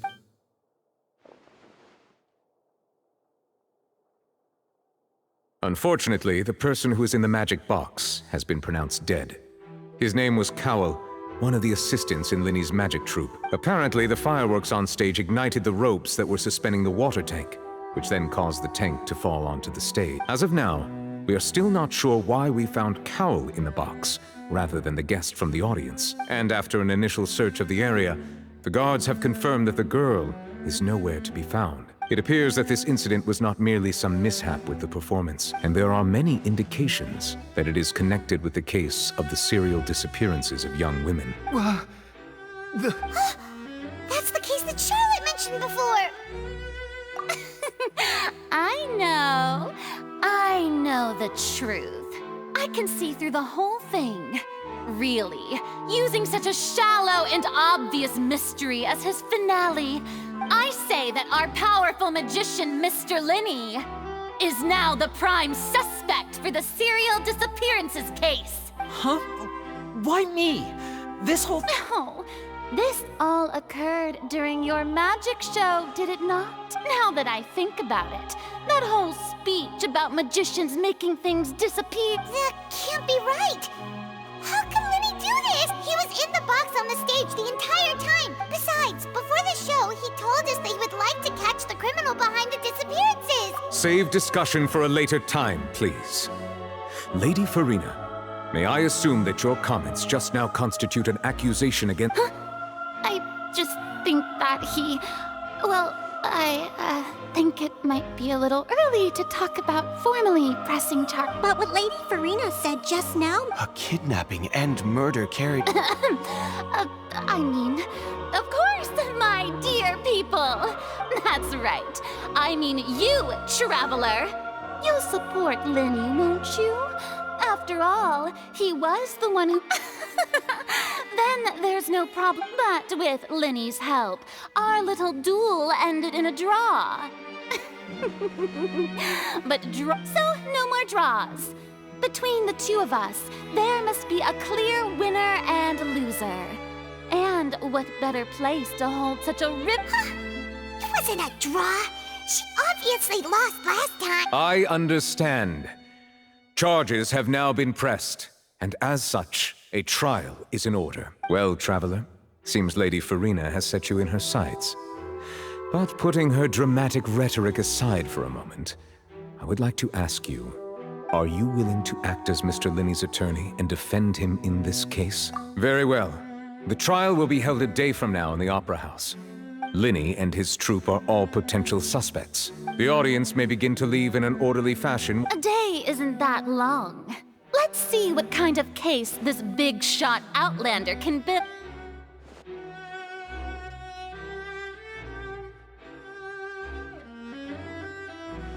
Linney! Sorry about everything that... Of course! Who would've... Yeah, I'm a little shaken up myself. I know you already claimed that you would defend me, but now it's just us talking. Tell me, do you think I could possibly be the murderer? I understand. Even I'm not sure what happened, so I can only imagine. I'm sure everyone sees me as the biggest suspect at this point. But if you ask me, the whole thing is mysteries layered upon... I don't know whether what happened there on the stage was purely an accident or not. And I don't know why poor Cal was in the box. As for how that girl chosen from the audience could suddenly disappear, I'm afraid I don't have any answer. Even a skilled and knowledgeable magician like myself couldn't pull all that off in just 1 minute. Which is precisely why we need to investigate. As this book says, the impossible could not have happened. Whatever happened must have been that which is possible. Paimon bought them when we were reading at the bookshop in the city earlier. Pretty cool, don't worry. Paimon used her own savings to buy them. It wasn't from our travel funds. I think they look cute on you, Paimon. You have good taste, Lynette. That's the right attitude. Feeling depressed isn't going to help me now. I need to get back to my normal self. But with the guards watching our every move, it's going to be especially difficult for Lynette and I to prove our own innocence. Good thing you agreed to be our attorneys. Thanks for that. We'll be counting on you. Yes, thank you so much. Yeah, just leave it to us. Oh, since we're going to start investigating, Paimon has a question first. Where did Lynette go during the performance? Well, I'm afraid that would involve some of our essential trade secrets as magicians. The secrets behind our magic are past saving, Linney. I suppose you're right. The truth behind our tricks is going to be important evidence that will be weighted during the trial. 'Tis truly a pity. As a magician, our magic show is a work of art. We've poured countless out, but if revealing our secrets will help you uncover the truth, we should go somewhere else if we're going to discuss our magic tricks. All right, let's go have a look while the investigation team...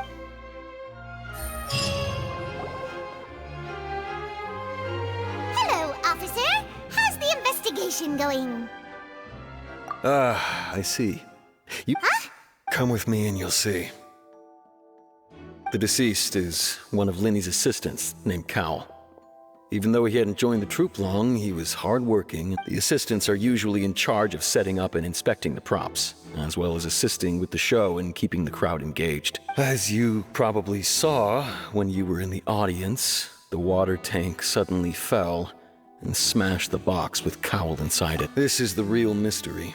We've already searched the scene and were unable to find any traces of the girl. However, if you look carefully, the box was positioned directly under the water tank.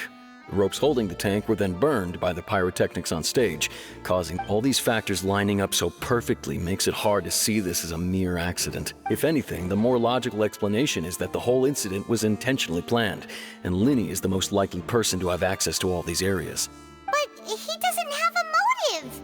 Are you both good friends of his? Well, you can't... So in just a short time, he was not only able to win your trust, but even... I know there's no such thing as magic. The real trick of a magician is holding the odd... I've seen a lot of cases, and I can tell you that people are the least reliable kind of evidence. Sorry, I tend to be... Anyway, you may investigate the scene of the crime yourselves if you're curious. Who knows, maybe you'll be able to come up with some new...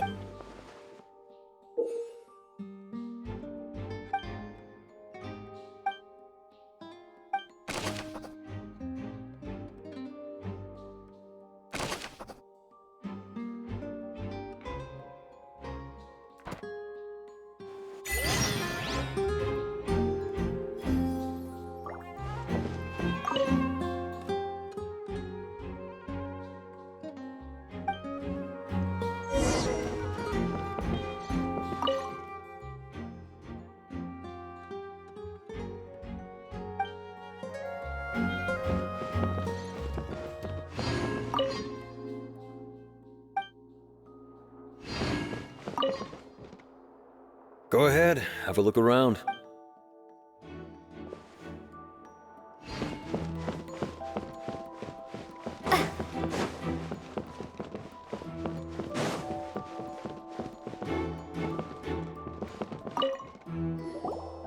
So this is the rope that broke and caused the water tank to fall. The rope looks pretty durable. How can it be burned through so quickly by fireworks? Why are you suddenly so serious, Traveler?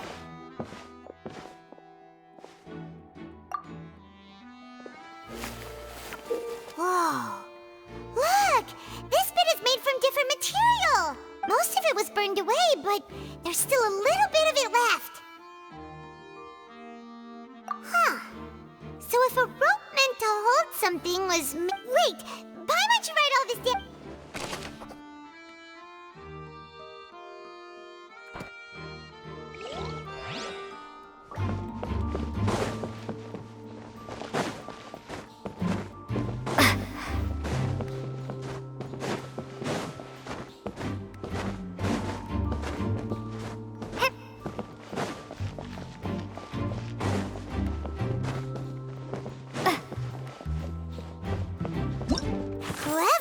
This rope was obviously tampered with.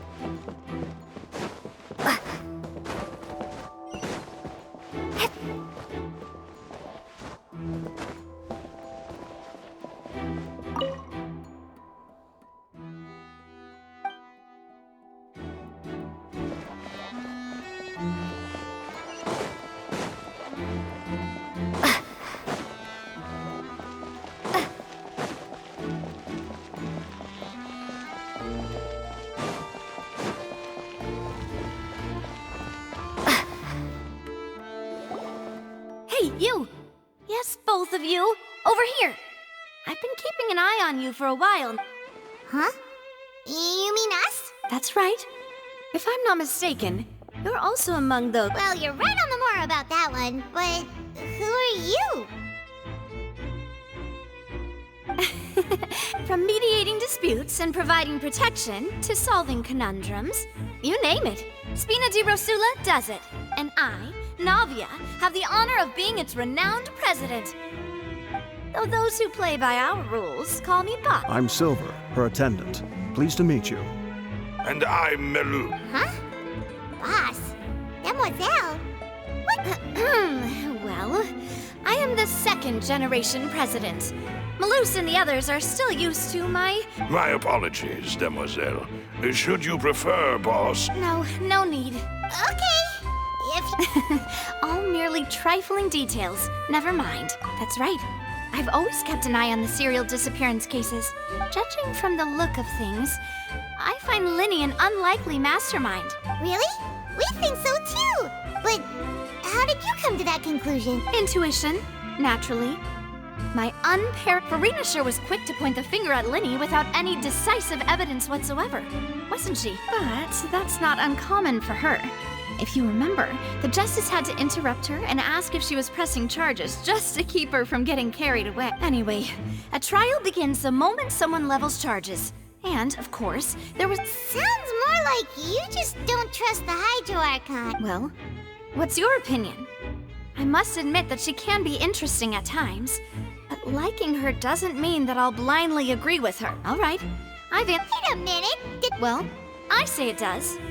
But don't worry, you won't hear any pointless questions from me. In your opinion, do you think it's right to treat a trial like it's an opera? Well...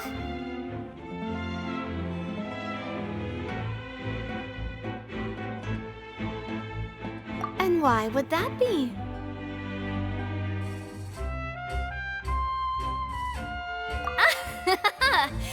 See, Silver and Malus?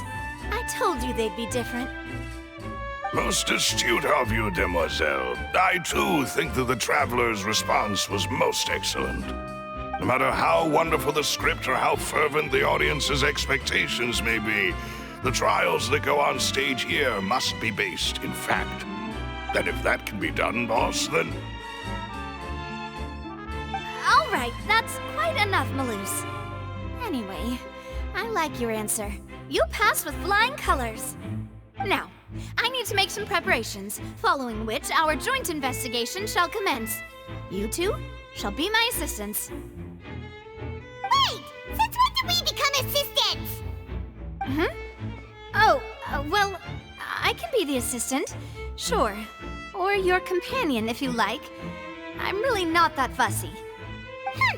That's more like it. Far be it from me to brag, but I believe that Demoiselle's intuition will be instrumental in uncovering the truth. You wish to save a friend from false accusations, and we wish to unravel the disappearances. In this sense, our goals are aligned. You have a point. You're quite the talker, aren't you, mister? And what about you over there? What do you think? You seem like you've got something on your mind. I have nothing to add. Oh, alrighty then. We'll be making some preparations first.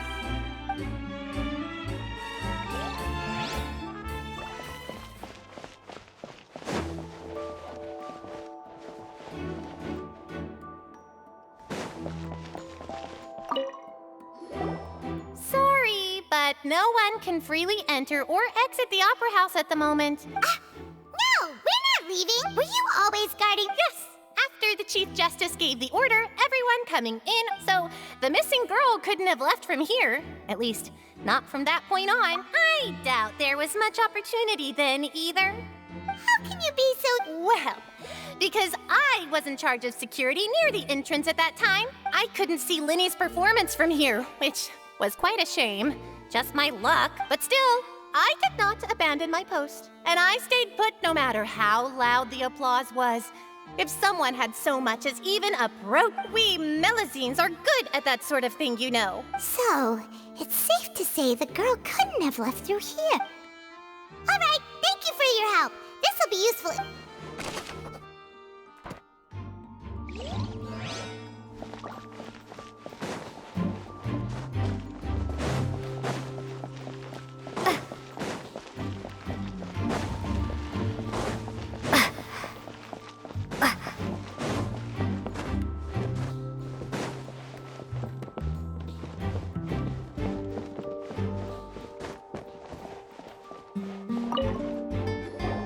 I see that you're investigating the area. If you find any new and interesting... We don't have too many thoughts yet. Then why don't I tell you my The thud? Oh! Yes, exactly. It wasn't terribly... It's just that everyone was awaiting the results of Linny's trick with bated breath. So no one paid it much mind. But now that the... That makes sense.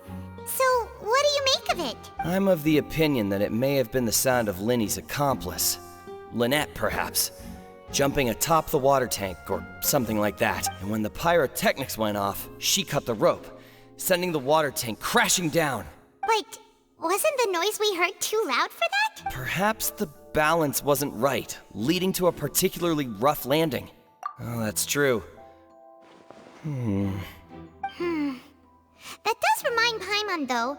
What was with that sound?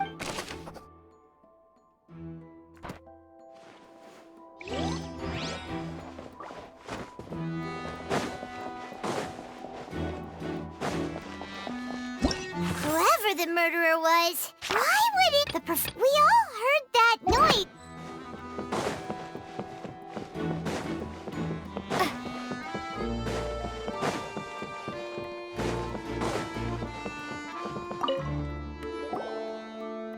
The investigation team has some new findings. Turns out there's an issue with the random number selector after all. See, I told you. What if the machine picked some big guy's seat? You think the murderer would have... Sorry to interrupt, but we're helping Linny and Lynette with their side of the investigation. You're trying to help them? Linny used the machine to pick a random member of the audience during it. Well, we thought there might be a serious problem with the machine, so we had it taken away for further inspection. It turns out that the seat number it picked wasn't random at all. I'm sure you already know that you have to make a reservation in advance to get a seat, regardless of whether it's a trial or some performance. In other words, Linny knew who would be sitting where from the very beginning. That much checks out. Bet you see why I was saying it'd be tough to make a case for Linny.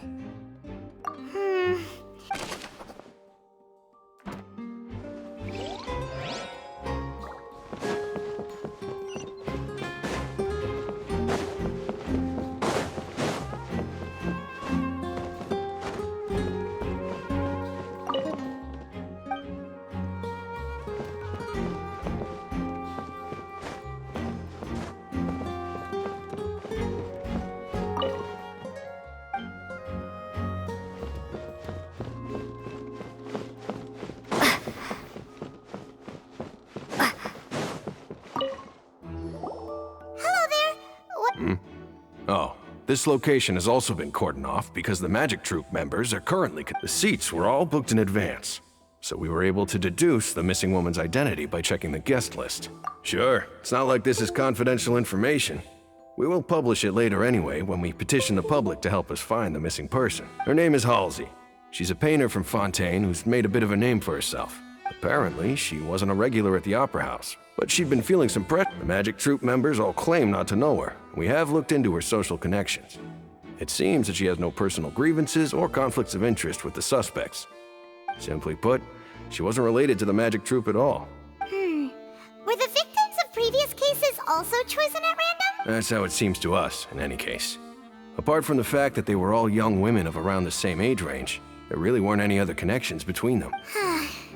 Okay then. No need to be so formal. If you do happen to see the missing girl, it is of utmost importance.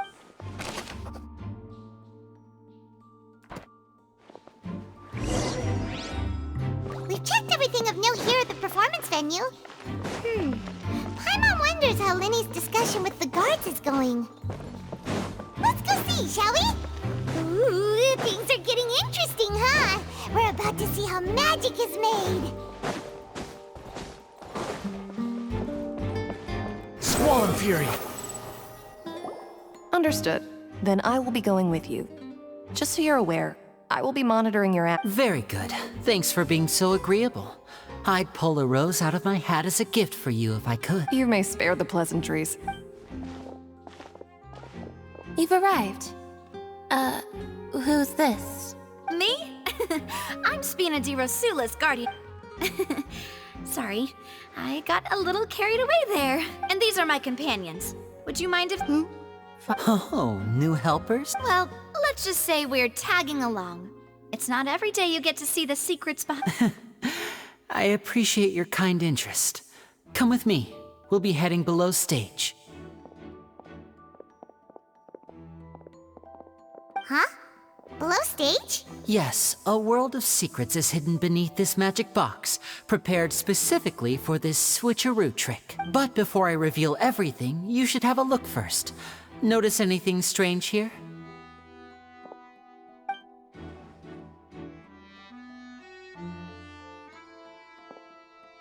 I'm not trying to be dramatic. Remembering the details of a trick will help you understand the methods used to perform it more easily. Huh.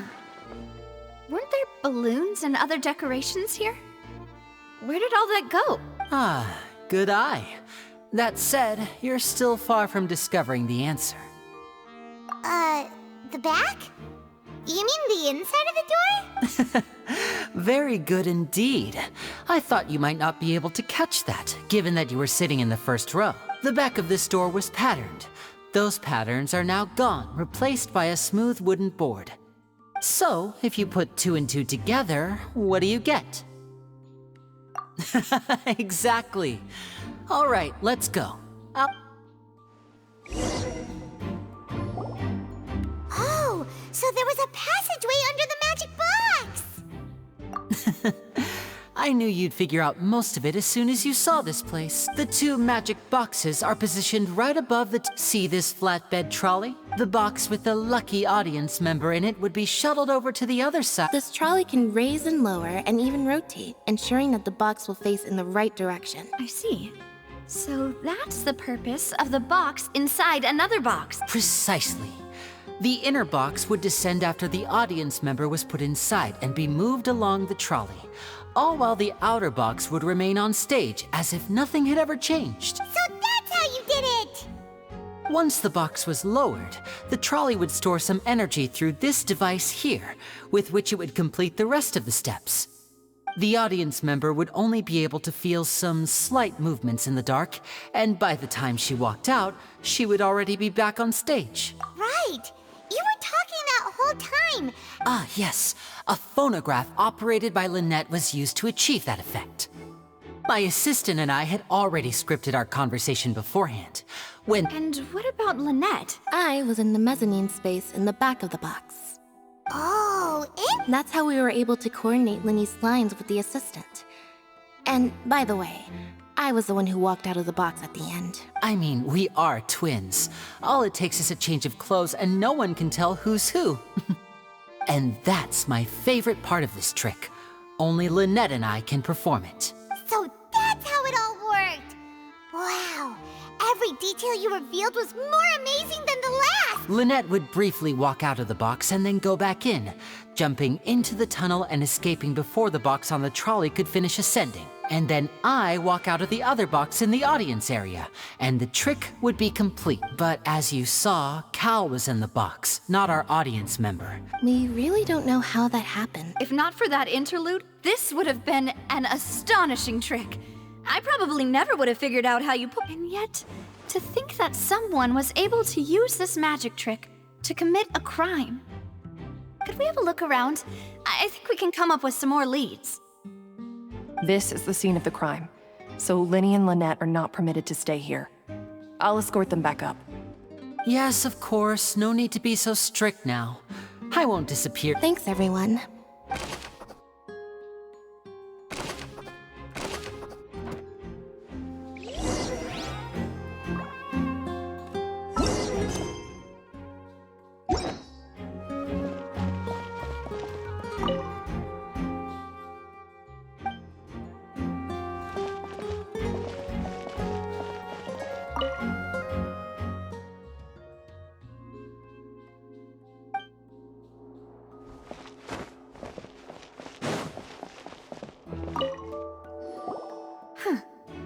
What's this?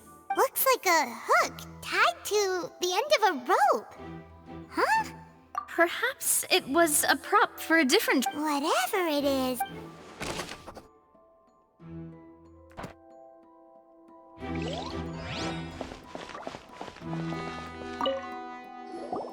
The floor is wet. Please be careful not to slip. Speaking of which, why? Oh! Paimon knows! It's one of those tricks where you pour water into a jug and then flip the jug over only for the water to disappear?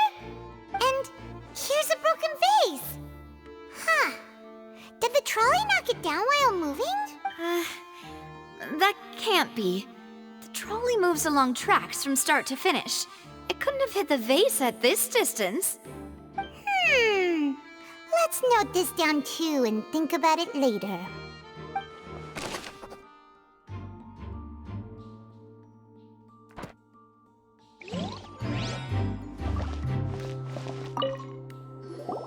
Oh, these are the clothes that the lady chosen from the Her clothes are here, but she's nowhere to be found. Right! And do you really need to do that if you're kidnapping them? Ugh, this is so confusing.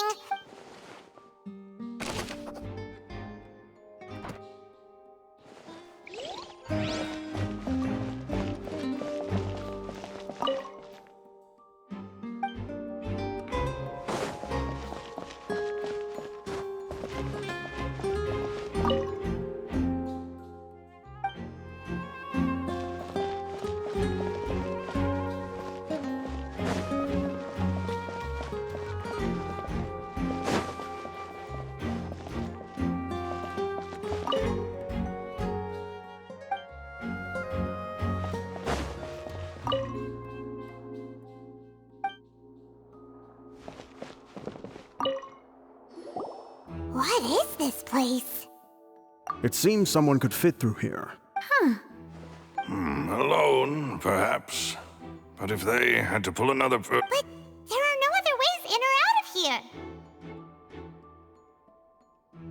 Oh, you're right! Let Paimon write that down.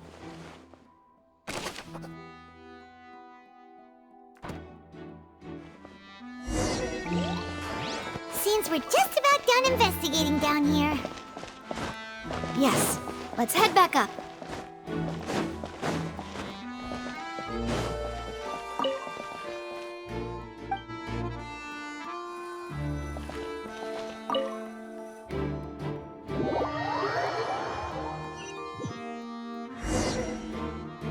Well, we've ascertained the state of the crime scene. Let's find a place to sort out our findings once Malus returns. Seems to me... Apologies for the wait. So, what did the guards say? Did the criminal escape through the vent? They believe the odds of that are very low. The guards have checked the area carefully. No one left through the basement during the performance or... So the tunnel's become like a secret chamber then! You know, like the kind you usually see in novels! The plot thickens. Halsey's disappearance and Cowell's death are both quite inexplicable. No wonder Farina was so confident in her accusation. All the current evidence points toward Linny and Lynette. In other words, the charges are very likely to be upheld unless we make some considerable progress. Charges and then trial. So if the charges are upheld, they'll announce a sentence? That's right. This is how a trial goes in the Opera House. During the proceedings, the Chief Justice and the Oratrice will hear statements from both sides. That's right. This is how indemnitium is produced. The statements from both sides, the defenses from attorneys, witness testimonies, and even the audience's emotions will all be projected on the Oratrice. To put it simply, it's as if the Oratrice has its own will, and is a judge in its own right. This also precludes any kind of favoritism on the part of the Chief Justice. And not that this has ever happened anyway. Once both sides have finished speaking, the Chief Justice will make his final decision. This, too, will be used by the Oratrice as a reference. Then, finally, the Oratrice will be consulted by officials. The result it returns? Huh? So that machine is the one that actually decides? gotten or Valette called the shots. In practice, there is very little difference. Both have always come to the same judgment, which is why people have great faith in the Chief Justice. Ah, yes, the guards also asked me to convey that none of us will be allowed to leave this place before the trial. Huh? Why? Because we've chosen to act as the twins' proxies. That makes us persons related to the case. They're concerned that we might be colluding with outside parties, or that we might find outside help to disrupt the case. And even if that were not so, it could prove problematic if we happen to spread key information about the case ahead of time. I'm ready to break out at any time. Whoa! There's no need for that! Paimon thinks they have a point. Of course. I just hope you don't mind the lack of options. I'm afraid that catering to all tastes is not in the cards, nor is any guarantee of balanced nutrition. In that case, let's just sort out our findings together here. Pity. I was hoping to take you to try some of Fontaine's... I mean, what better way to properly think through our findings than over some tea and sweets? Huh. Breaking out suddenly doesn't seem like such a bad idea after all.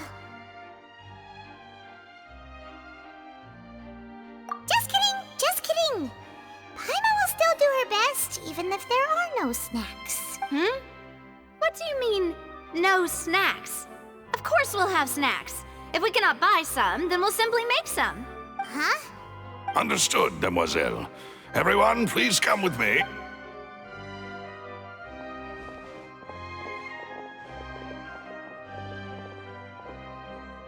Wait, you're carrying a portable... Yes, I must be prepared to meet the Demoiselle's baking needs whenever the fancies... I have eggs, sugar, and almonds at the ready. Good work, you two. These three are quite the interesting group.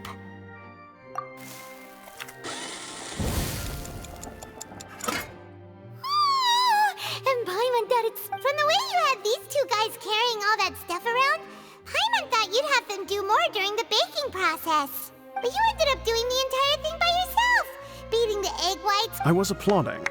And I was giving encouraging smiles.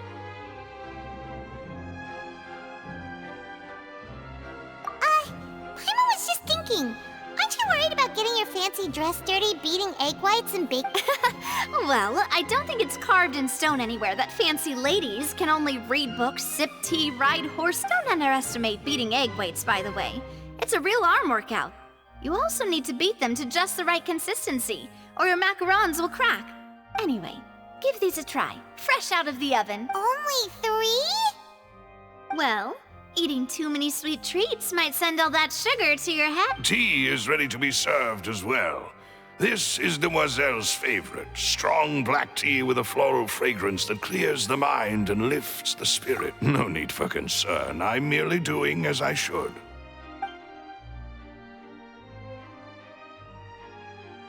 All right then, down to business. However, we can assume that Linny and Lynette were not alone within it. The magician twins could have committed the crimes, of course, but they lack any logical motive. Exactly! Why would they do such a thing right when everyone was watching? The flower vase and the thud we heard during the performance could indicate some altercation between Halsey and the criminal in the tunnel, resulting in the shattering of the vase, the discarding of her clothes, and her abduction. Perhaps the criminal thought that since she was chosen from the crowd, she would be too easy to identify if she was still wearing the same clothes. Paimon thinks that makes sense, but the real trouble is... True. None of the clues we found thus far support the existence of this third person, but the only people left to consider are both technically victims. Huh. Could Halsey have secretly made modifications to the magic props in order to murder Cowell before making her escape? That's right. And even if she had tampered with the setup, she would need to understand the entire trick nor does she have any motive. The guards said that she has never had any dealings with the Magic Troop's members. From the sound of things, this is turning in... Your macarons are amazing, though, Navia. They are my specialty, after all. And I see you've already had 5 of them. What? 5? Oh, that can't be right. Paimon only counted 3, honest. Please don't worry about it. At my age, a few less... No, know.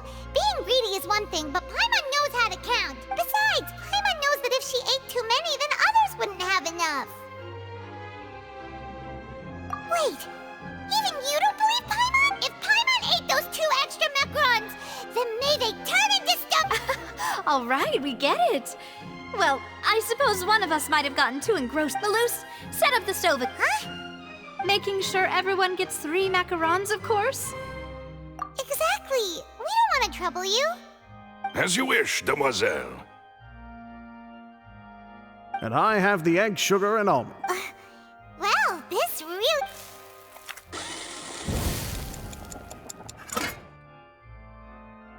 Well, that's it for snack time. I'm going to have another look around the area. I don't know what we're looking for yet, but we've still got some time. It would be awkward if you got All right, thanks. It was nothing. A small task for the Spina di Rosula. Silver, Malus, it's time to go. I'll be back if I find it.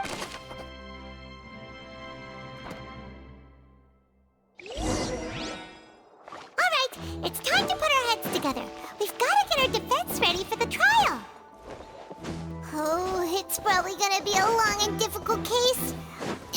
There's no point in worrying about that now. We just need to prepare. Here, take Paimon's notes. They should help you review the situation.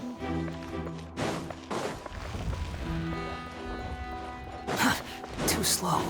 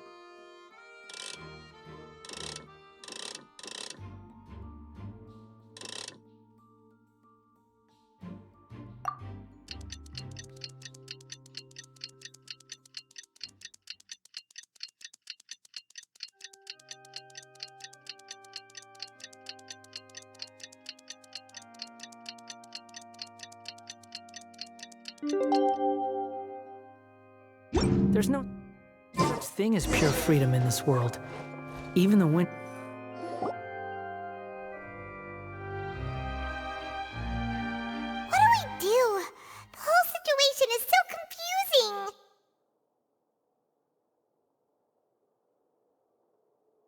Good plan. Just relax. Even if everyone else suspects, besides, I doubt Farina understands any more about what happened. Thanks, Navia. Best of luck to you.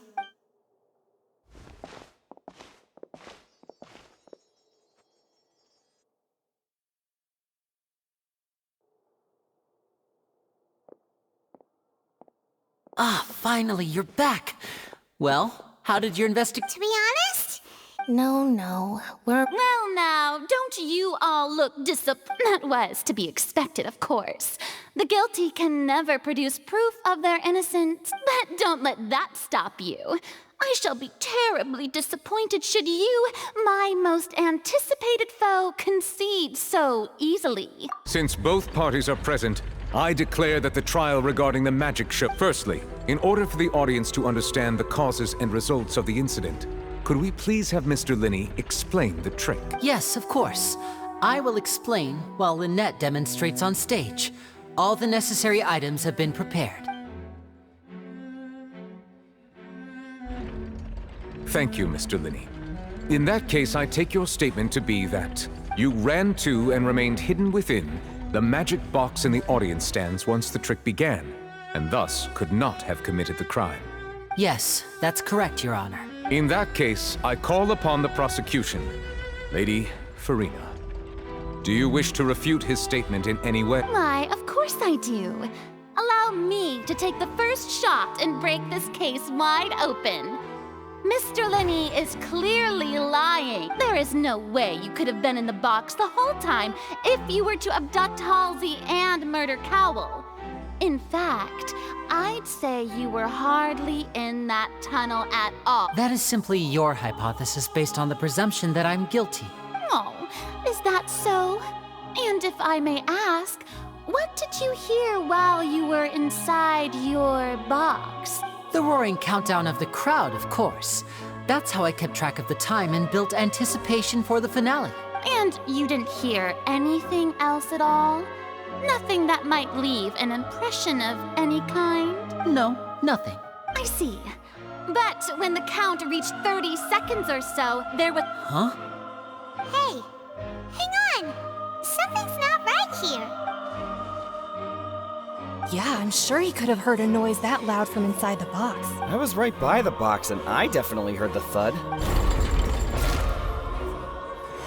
Look at those scales. Could those mean... Well then, ladies and gentlemen, allow me to use the words of the magician himself. You never know what can happen in the blink of an eye. Of course, I have armed myself to do far more than smash your alibi. Confidence cannot go unfounded, and Tell me, aren't you and Lynette actually from the House of the Hearth? The House of the Hearth?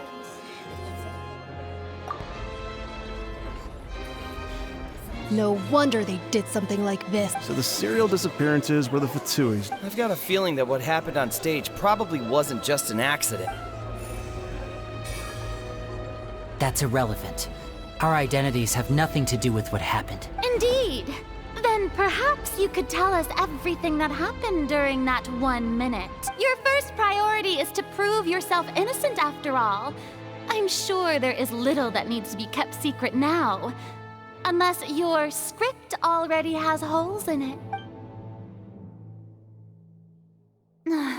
The Outlander is speechless. My, oh my, don't they look flabbergasted? Now comes the infighting and discord, I suppose. This was almost too easy. Good thing I made all those preparations. Seems the all-nighter I pulled last night is really paying off. Hey, Linny, why didn't you tell us this before? Order! Order! Mr. Lin, first, when the thud was heard in the Opera House, you were neither in the box nor the tunnel. Second, you and Ms. Lynette are both members of the House of the Heart. Are these claims true?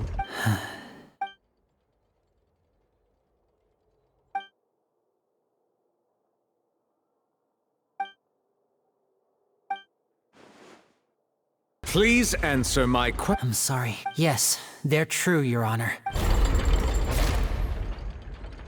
I knew it! Well, that's it. We might as well move on to the sentencing already. What should we do now? Granted. In that case, what is your request? Is that really necessary? The defendant deceived the— Order! Your request is reasonable, and we So you would stick to Mr. Linney's— In that case, my dear—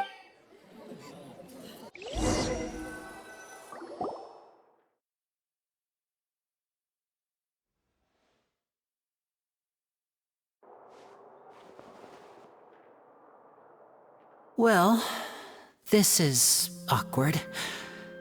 I'm sorry. Yeah.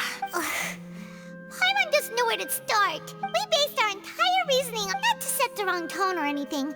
I'm very sorry. I know you've clashed with the Fatui several times before. I wouldn't be surprised if just... But our organization is very, very large, and the Harbingers have very different personalities and goals. Right now, we want to save people. That's right.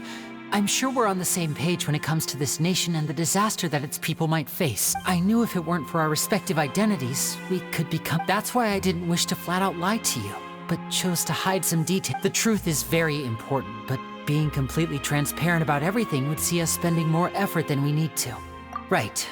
So, you be the judge. Heck, you met a Fatus who works as a magician, a trickster by trade. All by coincidence, too. But still, I'm asking you to trust me. Sorry. Well, you both say that, but... Right, let's hear your answer. Of course. I'll answer any question you ask. We've been trying to find out how the Oratrice operates. We want to know why it has a consciousness, Why can it deliver sentences accurately? During our investigations, we learned that the machine's core is beneath it. From that moment on, Lynette and I have been designing this box swap trick with the objective of getting close to the core. Is that why you needed a whole minute? That's right. In truth, the audience would take about 75 seconds to count down from 60, while I would only need 15 to get to the opposite box. So, after jumping into the tunnel, I accessed the Opera House basement via the vent, and went to investigate the room in which the core is stored. That air vent was created during the construction of the tunnel specifically to execute this step. Well, nothing. As soon as I reached that room and was about to investigate, I heard someone's voice, which should have been impossible, of course. I was quite certain that I was the only one in the room. That voice seemed to recognize me and tried to speak to me. I chose to err on the side of caution and retreated the way I came. On the way back, I saw the broken vase and the clothes on the ground, but the countdown was almost finished. After that, the homicide occurred just as you saw. Well, that explains why you didn't hear the thud. Because of that prophecy I told you about, of course. We must know all we can about this nation's secrets in order to deal with that prophesized crisis. That's the only way we can save everyone. So, there you have it. It was never my wish to proceed under this, but like I said earlier, you can be the judge. If you want to leave because you don't trust the Fatui... Well, Traveler, you decide. Paimon will follow your lead however you choose.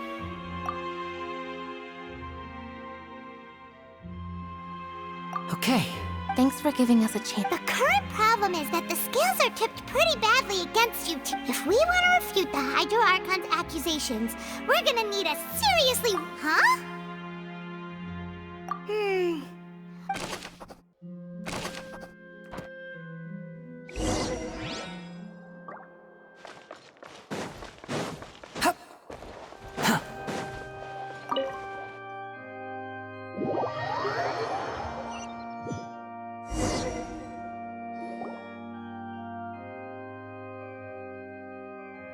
Both parties have returned to their positions. When last we left off, Mr. Linney acknowledged the new evidence presented by Lady Farina as fact.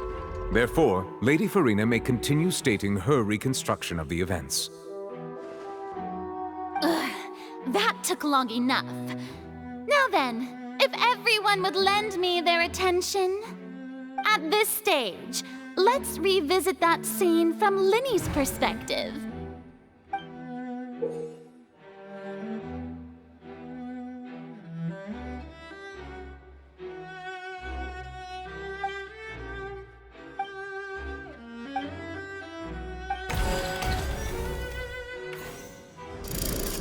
Countdown began. When the flatbed trolley passed, he opened the box and got into an altercation with Halsey, which he did not realize that the sound could... Finally, he used the vase to knock her out. But at this time, Cowell arrived in the tunnel, having heard that strange noise. So Linney proceeded to knock him out too before stuffing him into that box. Afterward, Linney passed the unconscious Halsey to his accomplice through the magic box. And there you have it. Does the defendant's side have any objections to Lady Farina's description of the event? The key to refuting Lady Farina is the order of events. What Linney experienced and what he saw.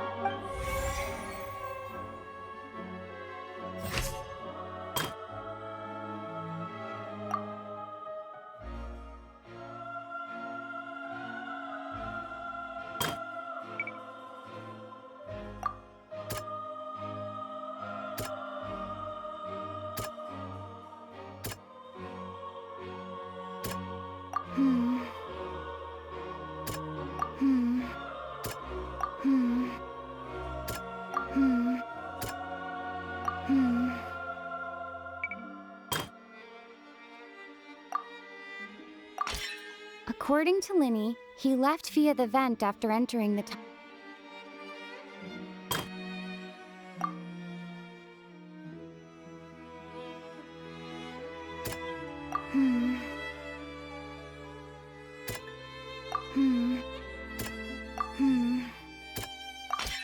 Linney went to the room that contains...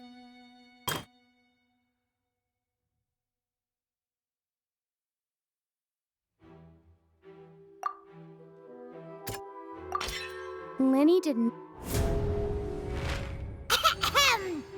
When the countdown started, Linny did indeed go into the tunnel. But he immediately used a vent to access the Opera House basement, which is where the underground core of the Oratrice is stored. Once he reached that area, he heard a voice in what should have been an empty room. Since he felt something was amiss, he returned immediately.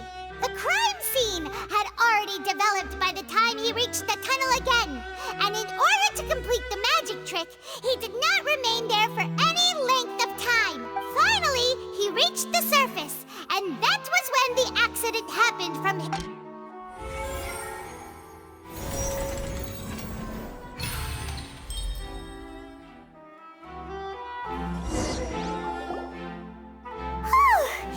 Paimon did it!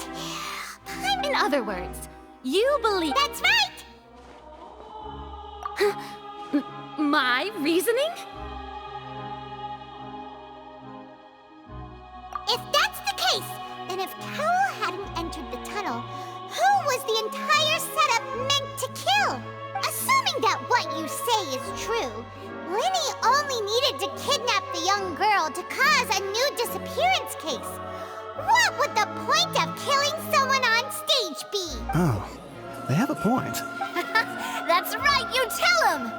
And that's why they're partners of mine. Oh, well, your denial is very strident, I'll give you that. But what proof do you have to back your claims? Of course I do. If he had been in the magic box the whole time, how could he have not heard that sound? You're saying that he wasn't?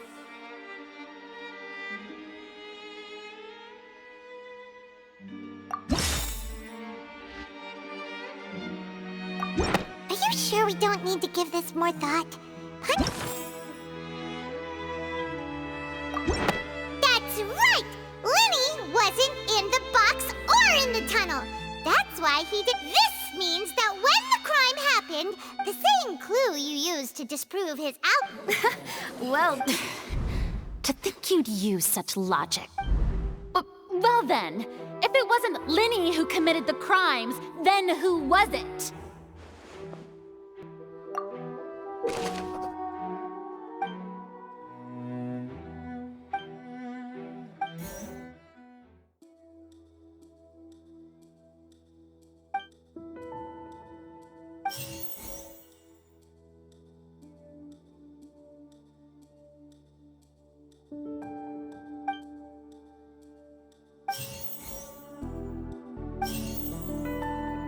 Halsey is the missing person and an ordinary audience member.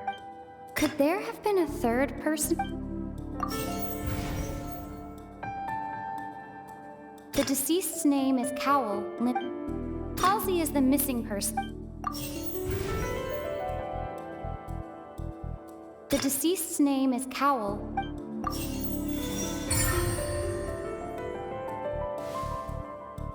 Huh? That can't be right. Oh, is that so? What I must do next is recreate the truth.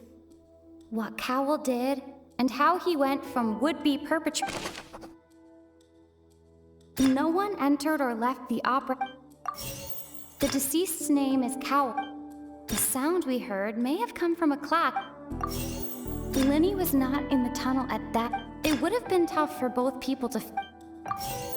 Linny was not in the tunnel. The deceased's name is. The deceased's name is Cowell. No one entered or left the opera house through its. Halsey's clothing was in the tunnel. No one entered or left the opera house through its entrances. It would have been tough for both people to fit into that vent. No one entered or left.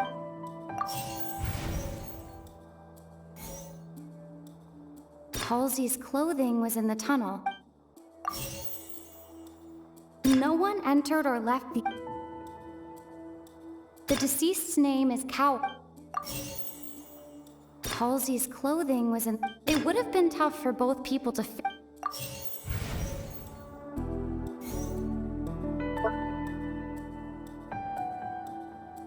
Lenny was not in the tunnel at... Halsey's clothing was in the tunnel.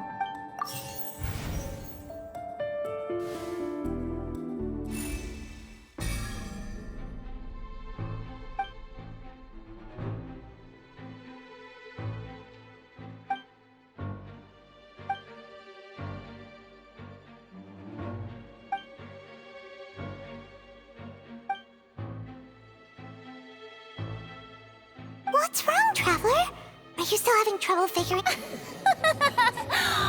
Look, since we're at a dead end, why, just like the trick as it transpired, the end result must have been utterly different from the If only we knew how... Well, that would be nice, but the tunnel only has... And it's not like this is a magic trick where you can just make a real live person disappear.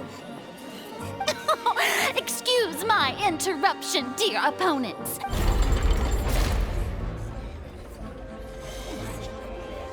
If the defense is unable to make further effective arguments, we will move on to the next stage of the trial.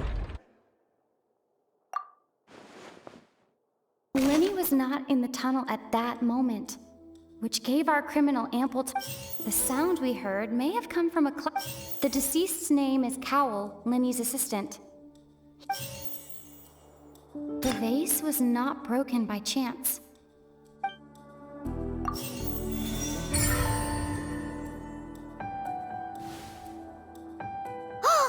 Paimon gets it! It all comes together if Halsey disappeared instead of being kidnapped. Lynette escaped from the water tank, vanishing gradually and leaving only clothes behind. If there's a similar... Oh, just a moment, please. How could a person ever be transformed into water? This is reality we're talking about here, not some magic trick. Must we really? I should think that magic tricks are ultimately just illusions and misdirection. But Halsey's disappearance is very real. Even so, I trust the Traveler's judgment. The truth must be out there somewhere.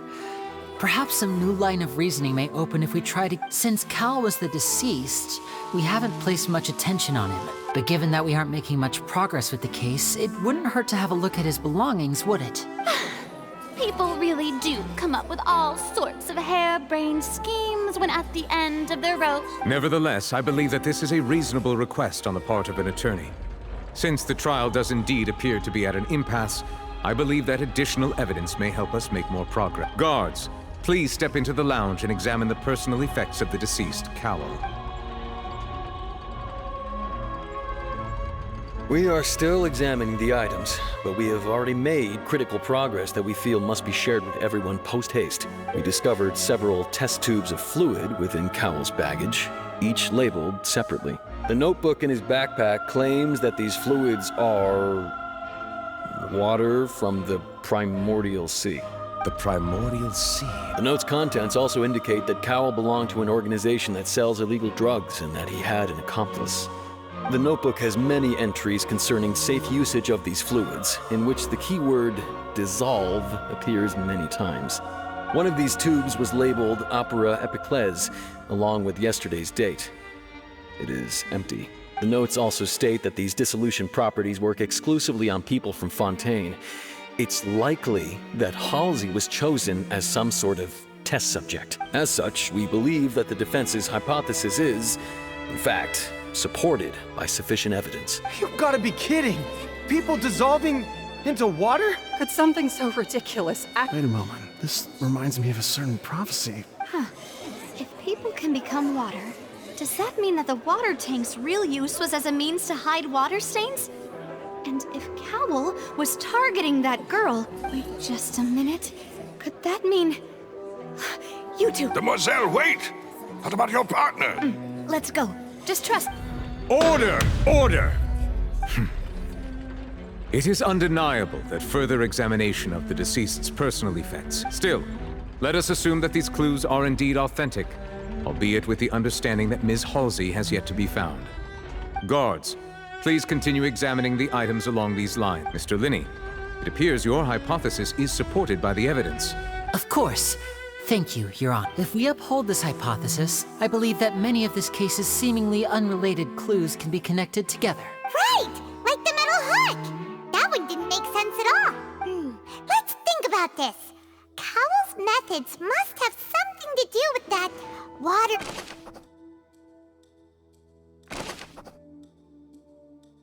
The water from the primordial sea should already have been prepped before... Now it seems like the hook rope was not meant for another magic trick, but was the rope that strung the water tank up. Lynette was in the magic box. I remember there was something else within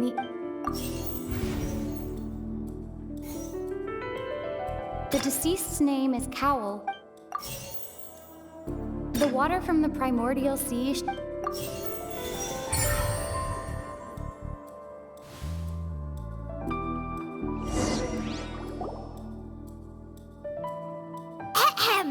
It's Ace Detective Paimons in the original plan. Cowell would tamper with the water tank rope, and the number selector securing his target. When the magic box containing Halsey was lowered, the metal hook would retract gradually and pierce the balloon at the top of the box. When the balloon attached to the box popped, the water from the primordial sea. Afterward, Cowell would enter the tunnel and break the flower vase to conceal the water inside the tunnel, with the remaining evidence being covered up by the water tank on stage. But he encountered something unexpected in the tunnel and wound up being fatally hit by the same water tank he meant to use to cover his tracks. Huh. That does make sense. That actually links together a lot of the more... Oh dear, what do I do? Even I think they sound convincing now. Have I falsely... Now, it seems like the only point of contention remaining is the exact circumstances that led to Cal's death. His notes mentioned he had an accomplice who could be related to the situation. On that note, the guards have just contacted me indicating that they uncovered new evidence. I shall now invite him on stage to share it with us. Thank you, Your Honor. We were just inspecting the luggage of the other people involved in this, and we found an identical sample of the water from the primordial sea among Linny's personal effects. What? That can't be. Does this, my dear citizen... Linny did not need, having made modifications to the bat upon his return, and ultimately, he knocked Cowell out, and the tool meant to cover the crime up also became a murder weapon. Now, as much as I regret having come to... Am I right? We've used up all the evidence we collected. Is this the end of... Oh no! Seems using the water as new evidence was too good a move. I think we've all seen enough now. I believe this is indeed the finale. Now then, my good, noble Chief Justice. Excuse me, everyone, but I must interject. Miss, I must ask you not to shout, and to respect. Oh, come on. Don't be hasty. I have a good reason for interrupting, you know.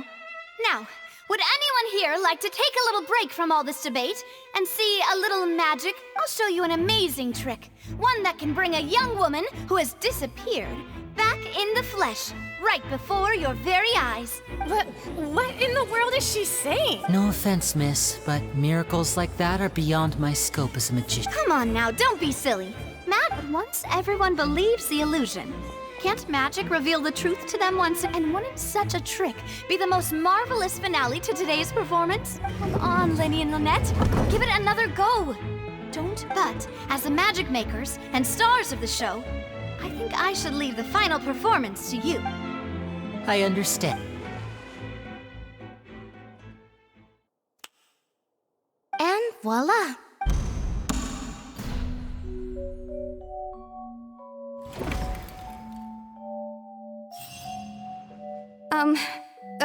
Sorry for the interruption. Wait, isn't that Halsey?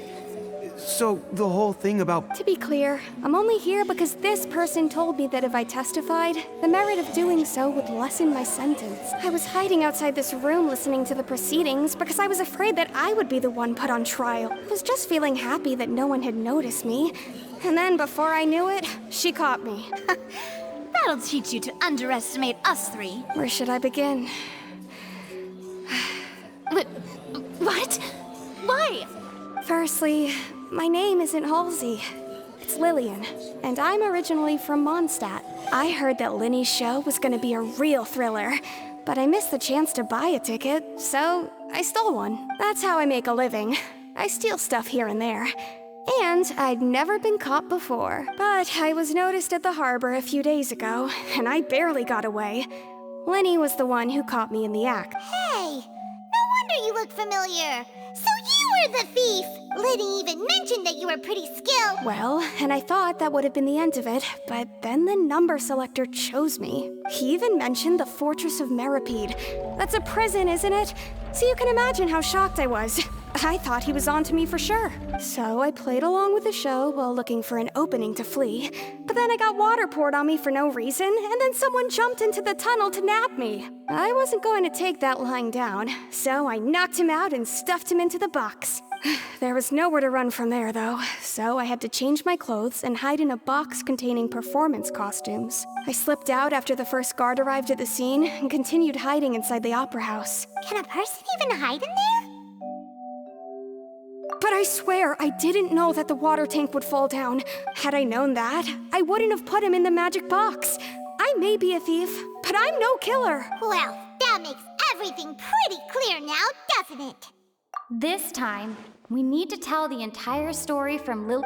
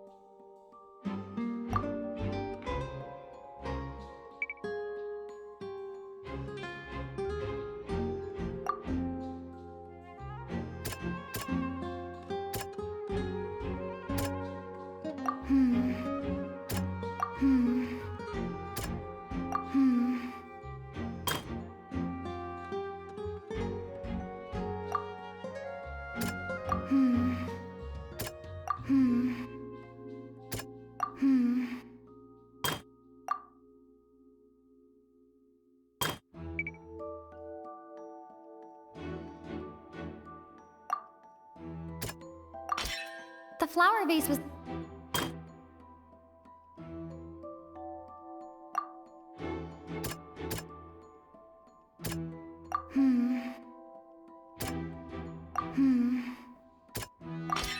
Lillian was afraid that she would be recognized if she left, so she changed clothes and hid, biding her time. Just what one might expect of an experienced thief.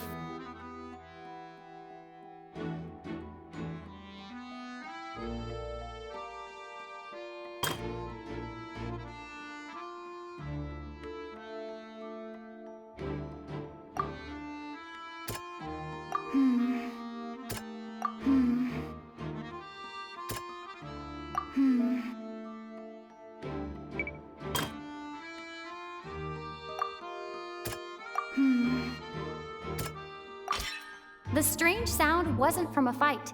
It was Lily-Ann's attempt. And it's Ace! Having been selected out of the blue, Lily-Ann panicked. Her panic only intensified after she entered the tunnel and had water poured on her head. So she kicked the door open, producing the thud we all heard.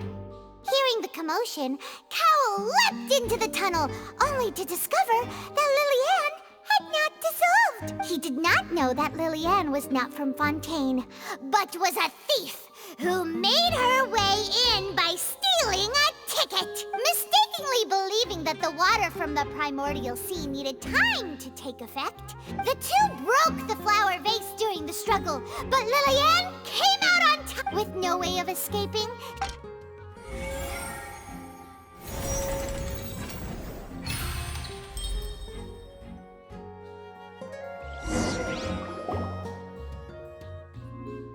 She knew that she would have to go through guard inspection if she tried to leave afterward. So, she has been trapped in the Opera House these last 2 days. She had already become desperately hungry by the time we were chatting over macarons. So, she swiped 2 of them right under our noses. Talk about a sneaky thief. At this point, all the events that happened in the tunnel have now come to light. Ah, so that's the whole Bravo! Now then, Lady Farina, do you... Please answer the question, Lady Farina. Also, if I may add, the trial has not yet ended. As such, I request that the prosecution not leave the room before the proceedings have concluded. What, are you reading my mind now? No, I have no further. Wow, look at that! She's like a deflated balloon now. If there are no objections, then as the Chief Justice of Fontaine, I shall once again repeat the full sequence of events. The actual perpetrator of the serial disappearances, Cowell, selected his next victim from the audience reservation list. With some modifications to the selector, he could ensure that the pre-selected young woman would be chosen. To cover up any evidence while committing the deed, Cowell thought of allowing the water tank to fall, which would conceal the water left behind after the young woman was dissolved. He also tampered with the rope suspending the water tank, using the fireworks at the end of the performance to cause the tank to drop and hide the watermarks. He poured the water from the primordial sea into a balloon during the preparation of the magic box and stuck it to the box's lid. Finally, he passed the prepared hook on a rope through the gap in the magic box's door when bringing the young woman to said box. When the magic trick officially began, the box containing the woman was lowered into the tunnel, tightening the hook rope and bursting the balloon containing the water. If all had gone to plan, the young woman would be dissolved at this time. However, Lily-Ann was not from Fontaine and thus fled the box with a loud noise. Realizing that there was trouble, Cowell entered the tunnel and met Lily-Ann. Thinking that the waters had not yet taken effect, he decided to proceed. However, his opponent was more capable than he thought, and he was overcome, knocked unconscious, and placed into the magic box, and thus became his own final victim. Lily-Ann, according to her own statements, then changed clothes. As for Linny, he was in the underground structures with... From this reconstruction of events, we can conclude that Linny, the accused, is in fact innocent. While there is much in Linny and Lily-Ann's conduct that should still be investigated separately, this case, at least, can be handed over to the Oratrice to make the final decision.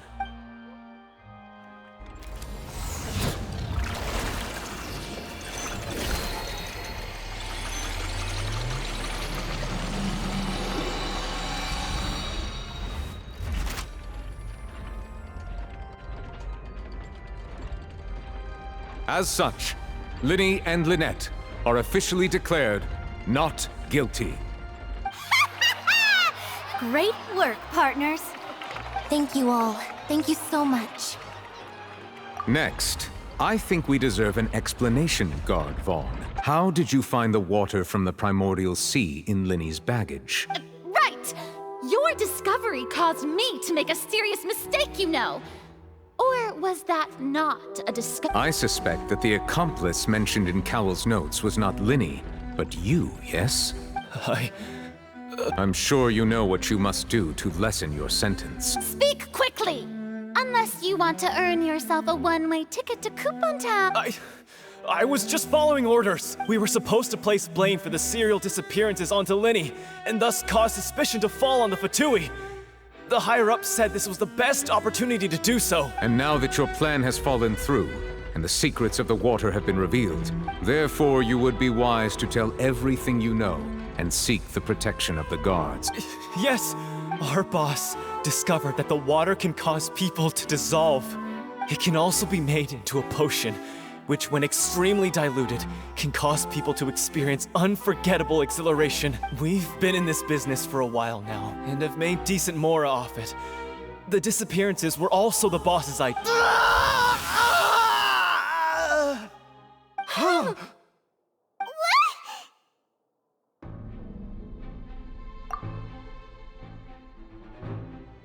And now he can no longer talk. Such ruthlessness. An outrageous act. All present, please submit to inspection immediately.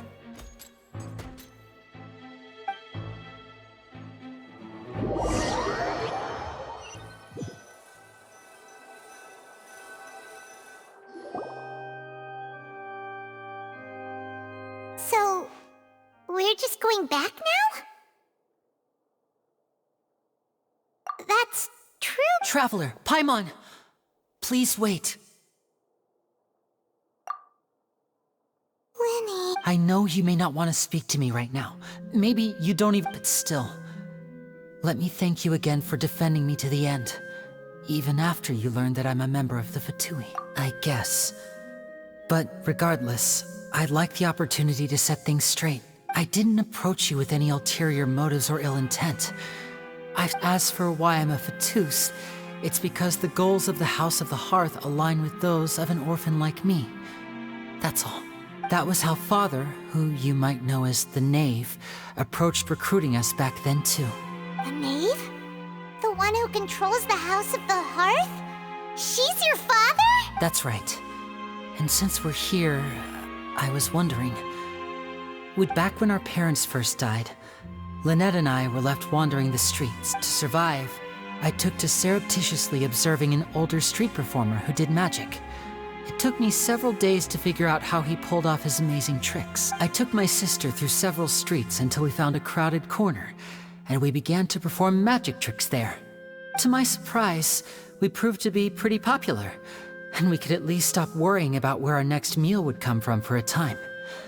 Before long, an aristocrat came to me and claimed that he wished to take us in after watching my performances. So you went from orphans to nobility just like that? That was how we felt at first too. As if fate was on our side and we could say goodbye to those painful days. But I gradually discovered that while we were called foster children, he was really after my talent for magic tricks. He would constantly take me to all sorts of banquets to garner attention, which he would then use to expand his social circles. That doesn't seem too bad either. It took a while for me to realize just how dark his heart really was. After one particular performance at a banquet, I discovered that Lynette was not on the same return vehicle as me. I waited a long time after we returned home, but she did not come back. I went to that noble's bedroom and asked him about her whereabouts. The answer he gave me was, she caught the eye of the most eminent person at the banquet, so I sent her over as a gift. I mean, you'll be able to perform your magic regardless of who your assistant is, yes? Oh no. So he was gonna... But wouldn't Fontaine's laws deal with such people? As far as outsiders are concerned, this is a relationship akin to adoption or foster care, and they have their ways of escaping the eye of the law.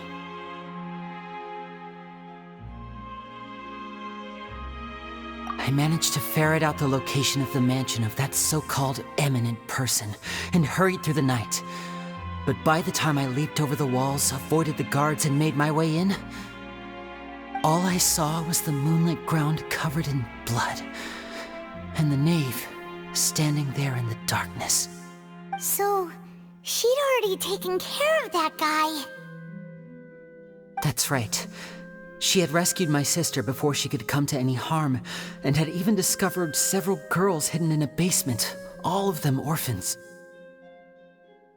Father, I mean, the knave, might have seen something in me, and the House of the Hearth welcomes you, for your interests align with ours. Here, none will ever betray you. Indeed, betrayal shall never be permitted here. I was hesitant to trust her. I mean, I had just been betrayed by nobles, but she was also quick to destroy the noble who had taken us in at first, giving us back our freedom. Oh, so that's how the two of you joined the House of the Hearth. She has her own plans. She has gained permission from the Tsaritsa to first use the Gnosis' power when she obtains it. She plans to use it to find a way to break the prophecy and save Fontaine. So, she believes— That's right.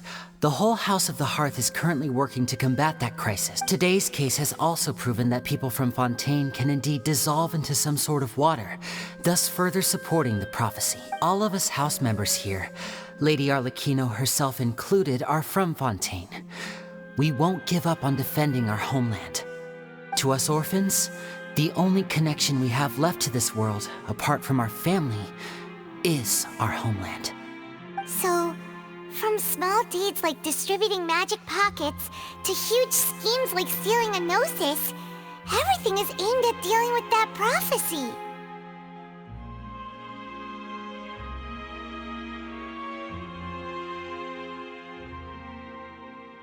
It's all right. I understand. The only thing I can do is relate all this to you. I just hope you can understand that even as a member of the House, I have never stopped making my own decisions, and that I believe what I'm doing is right. If you should need anything at all in the future, feel free to find me. I will do my best to help you. Bye, Linny!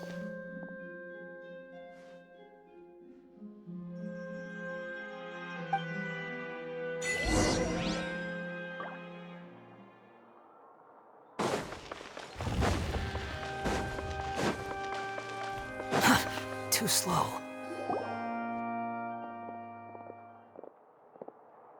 Hey there!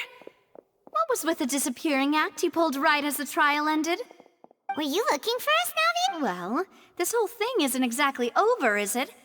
I do feel that we're getting closer to solving the serial disappearances case, though. Don't you think so, too?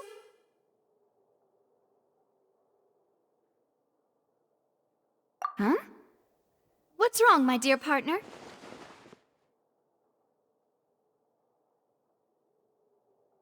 Besides, are you sure we're the ones who can crack a case that's been— and given that there's new evidence from the trial, there should be a trail of breadcrumbs for the Hydro Archon's people to follow now, right?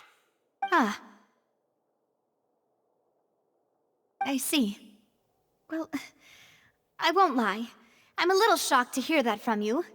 But I suppose you are just travelers who have only arrived in Fontaine after all. Sorry. I might have been too presumptuous. Don't say that, Navia. Ah, and we were having so much fun investigating with you, too. It was like having new waters flowing into a stagnant mire, causing new hope to spring forth, and the reflection in the murk to become clearer. Wait, shall we have a farewell meal? Huh? Do we really need to get that form? Well, I'd just like to have a proper ending to every important memory. Anyway, it would just be a meal, so it shouldn't take up too much of your time.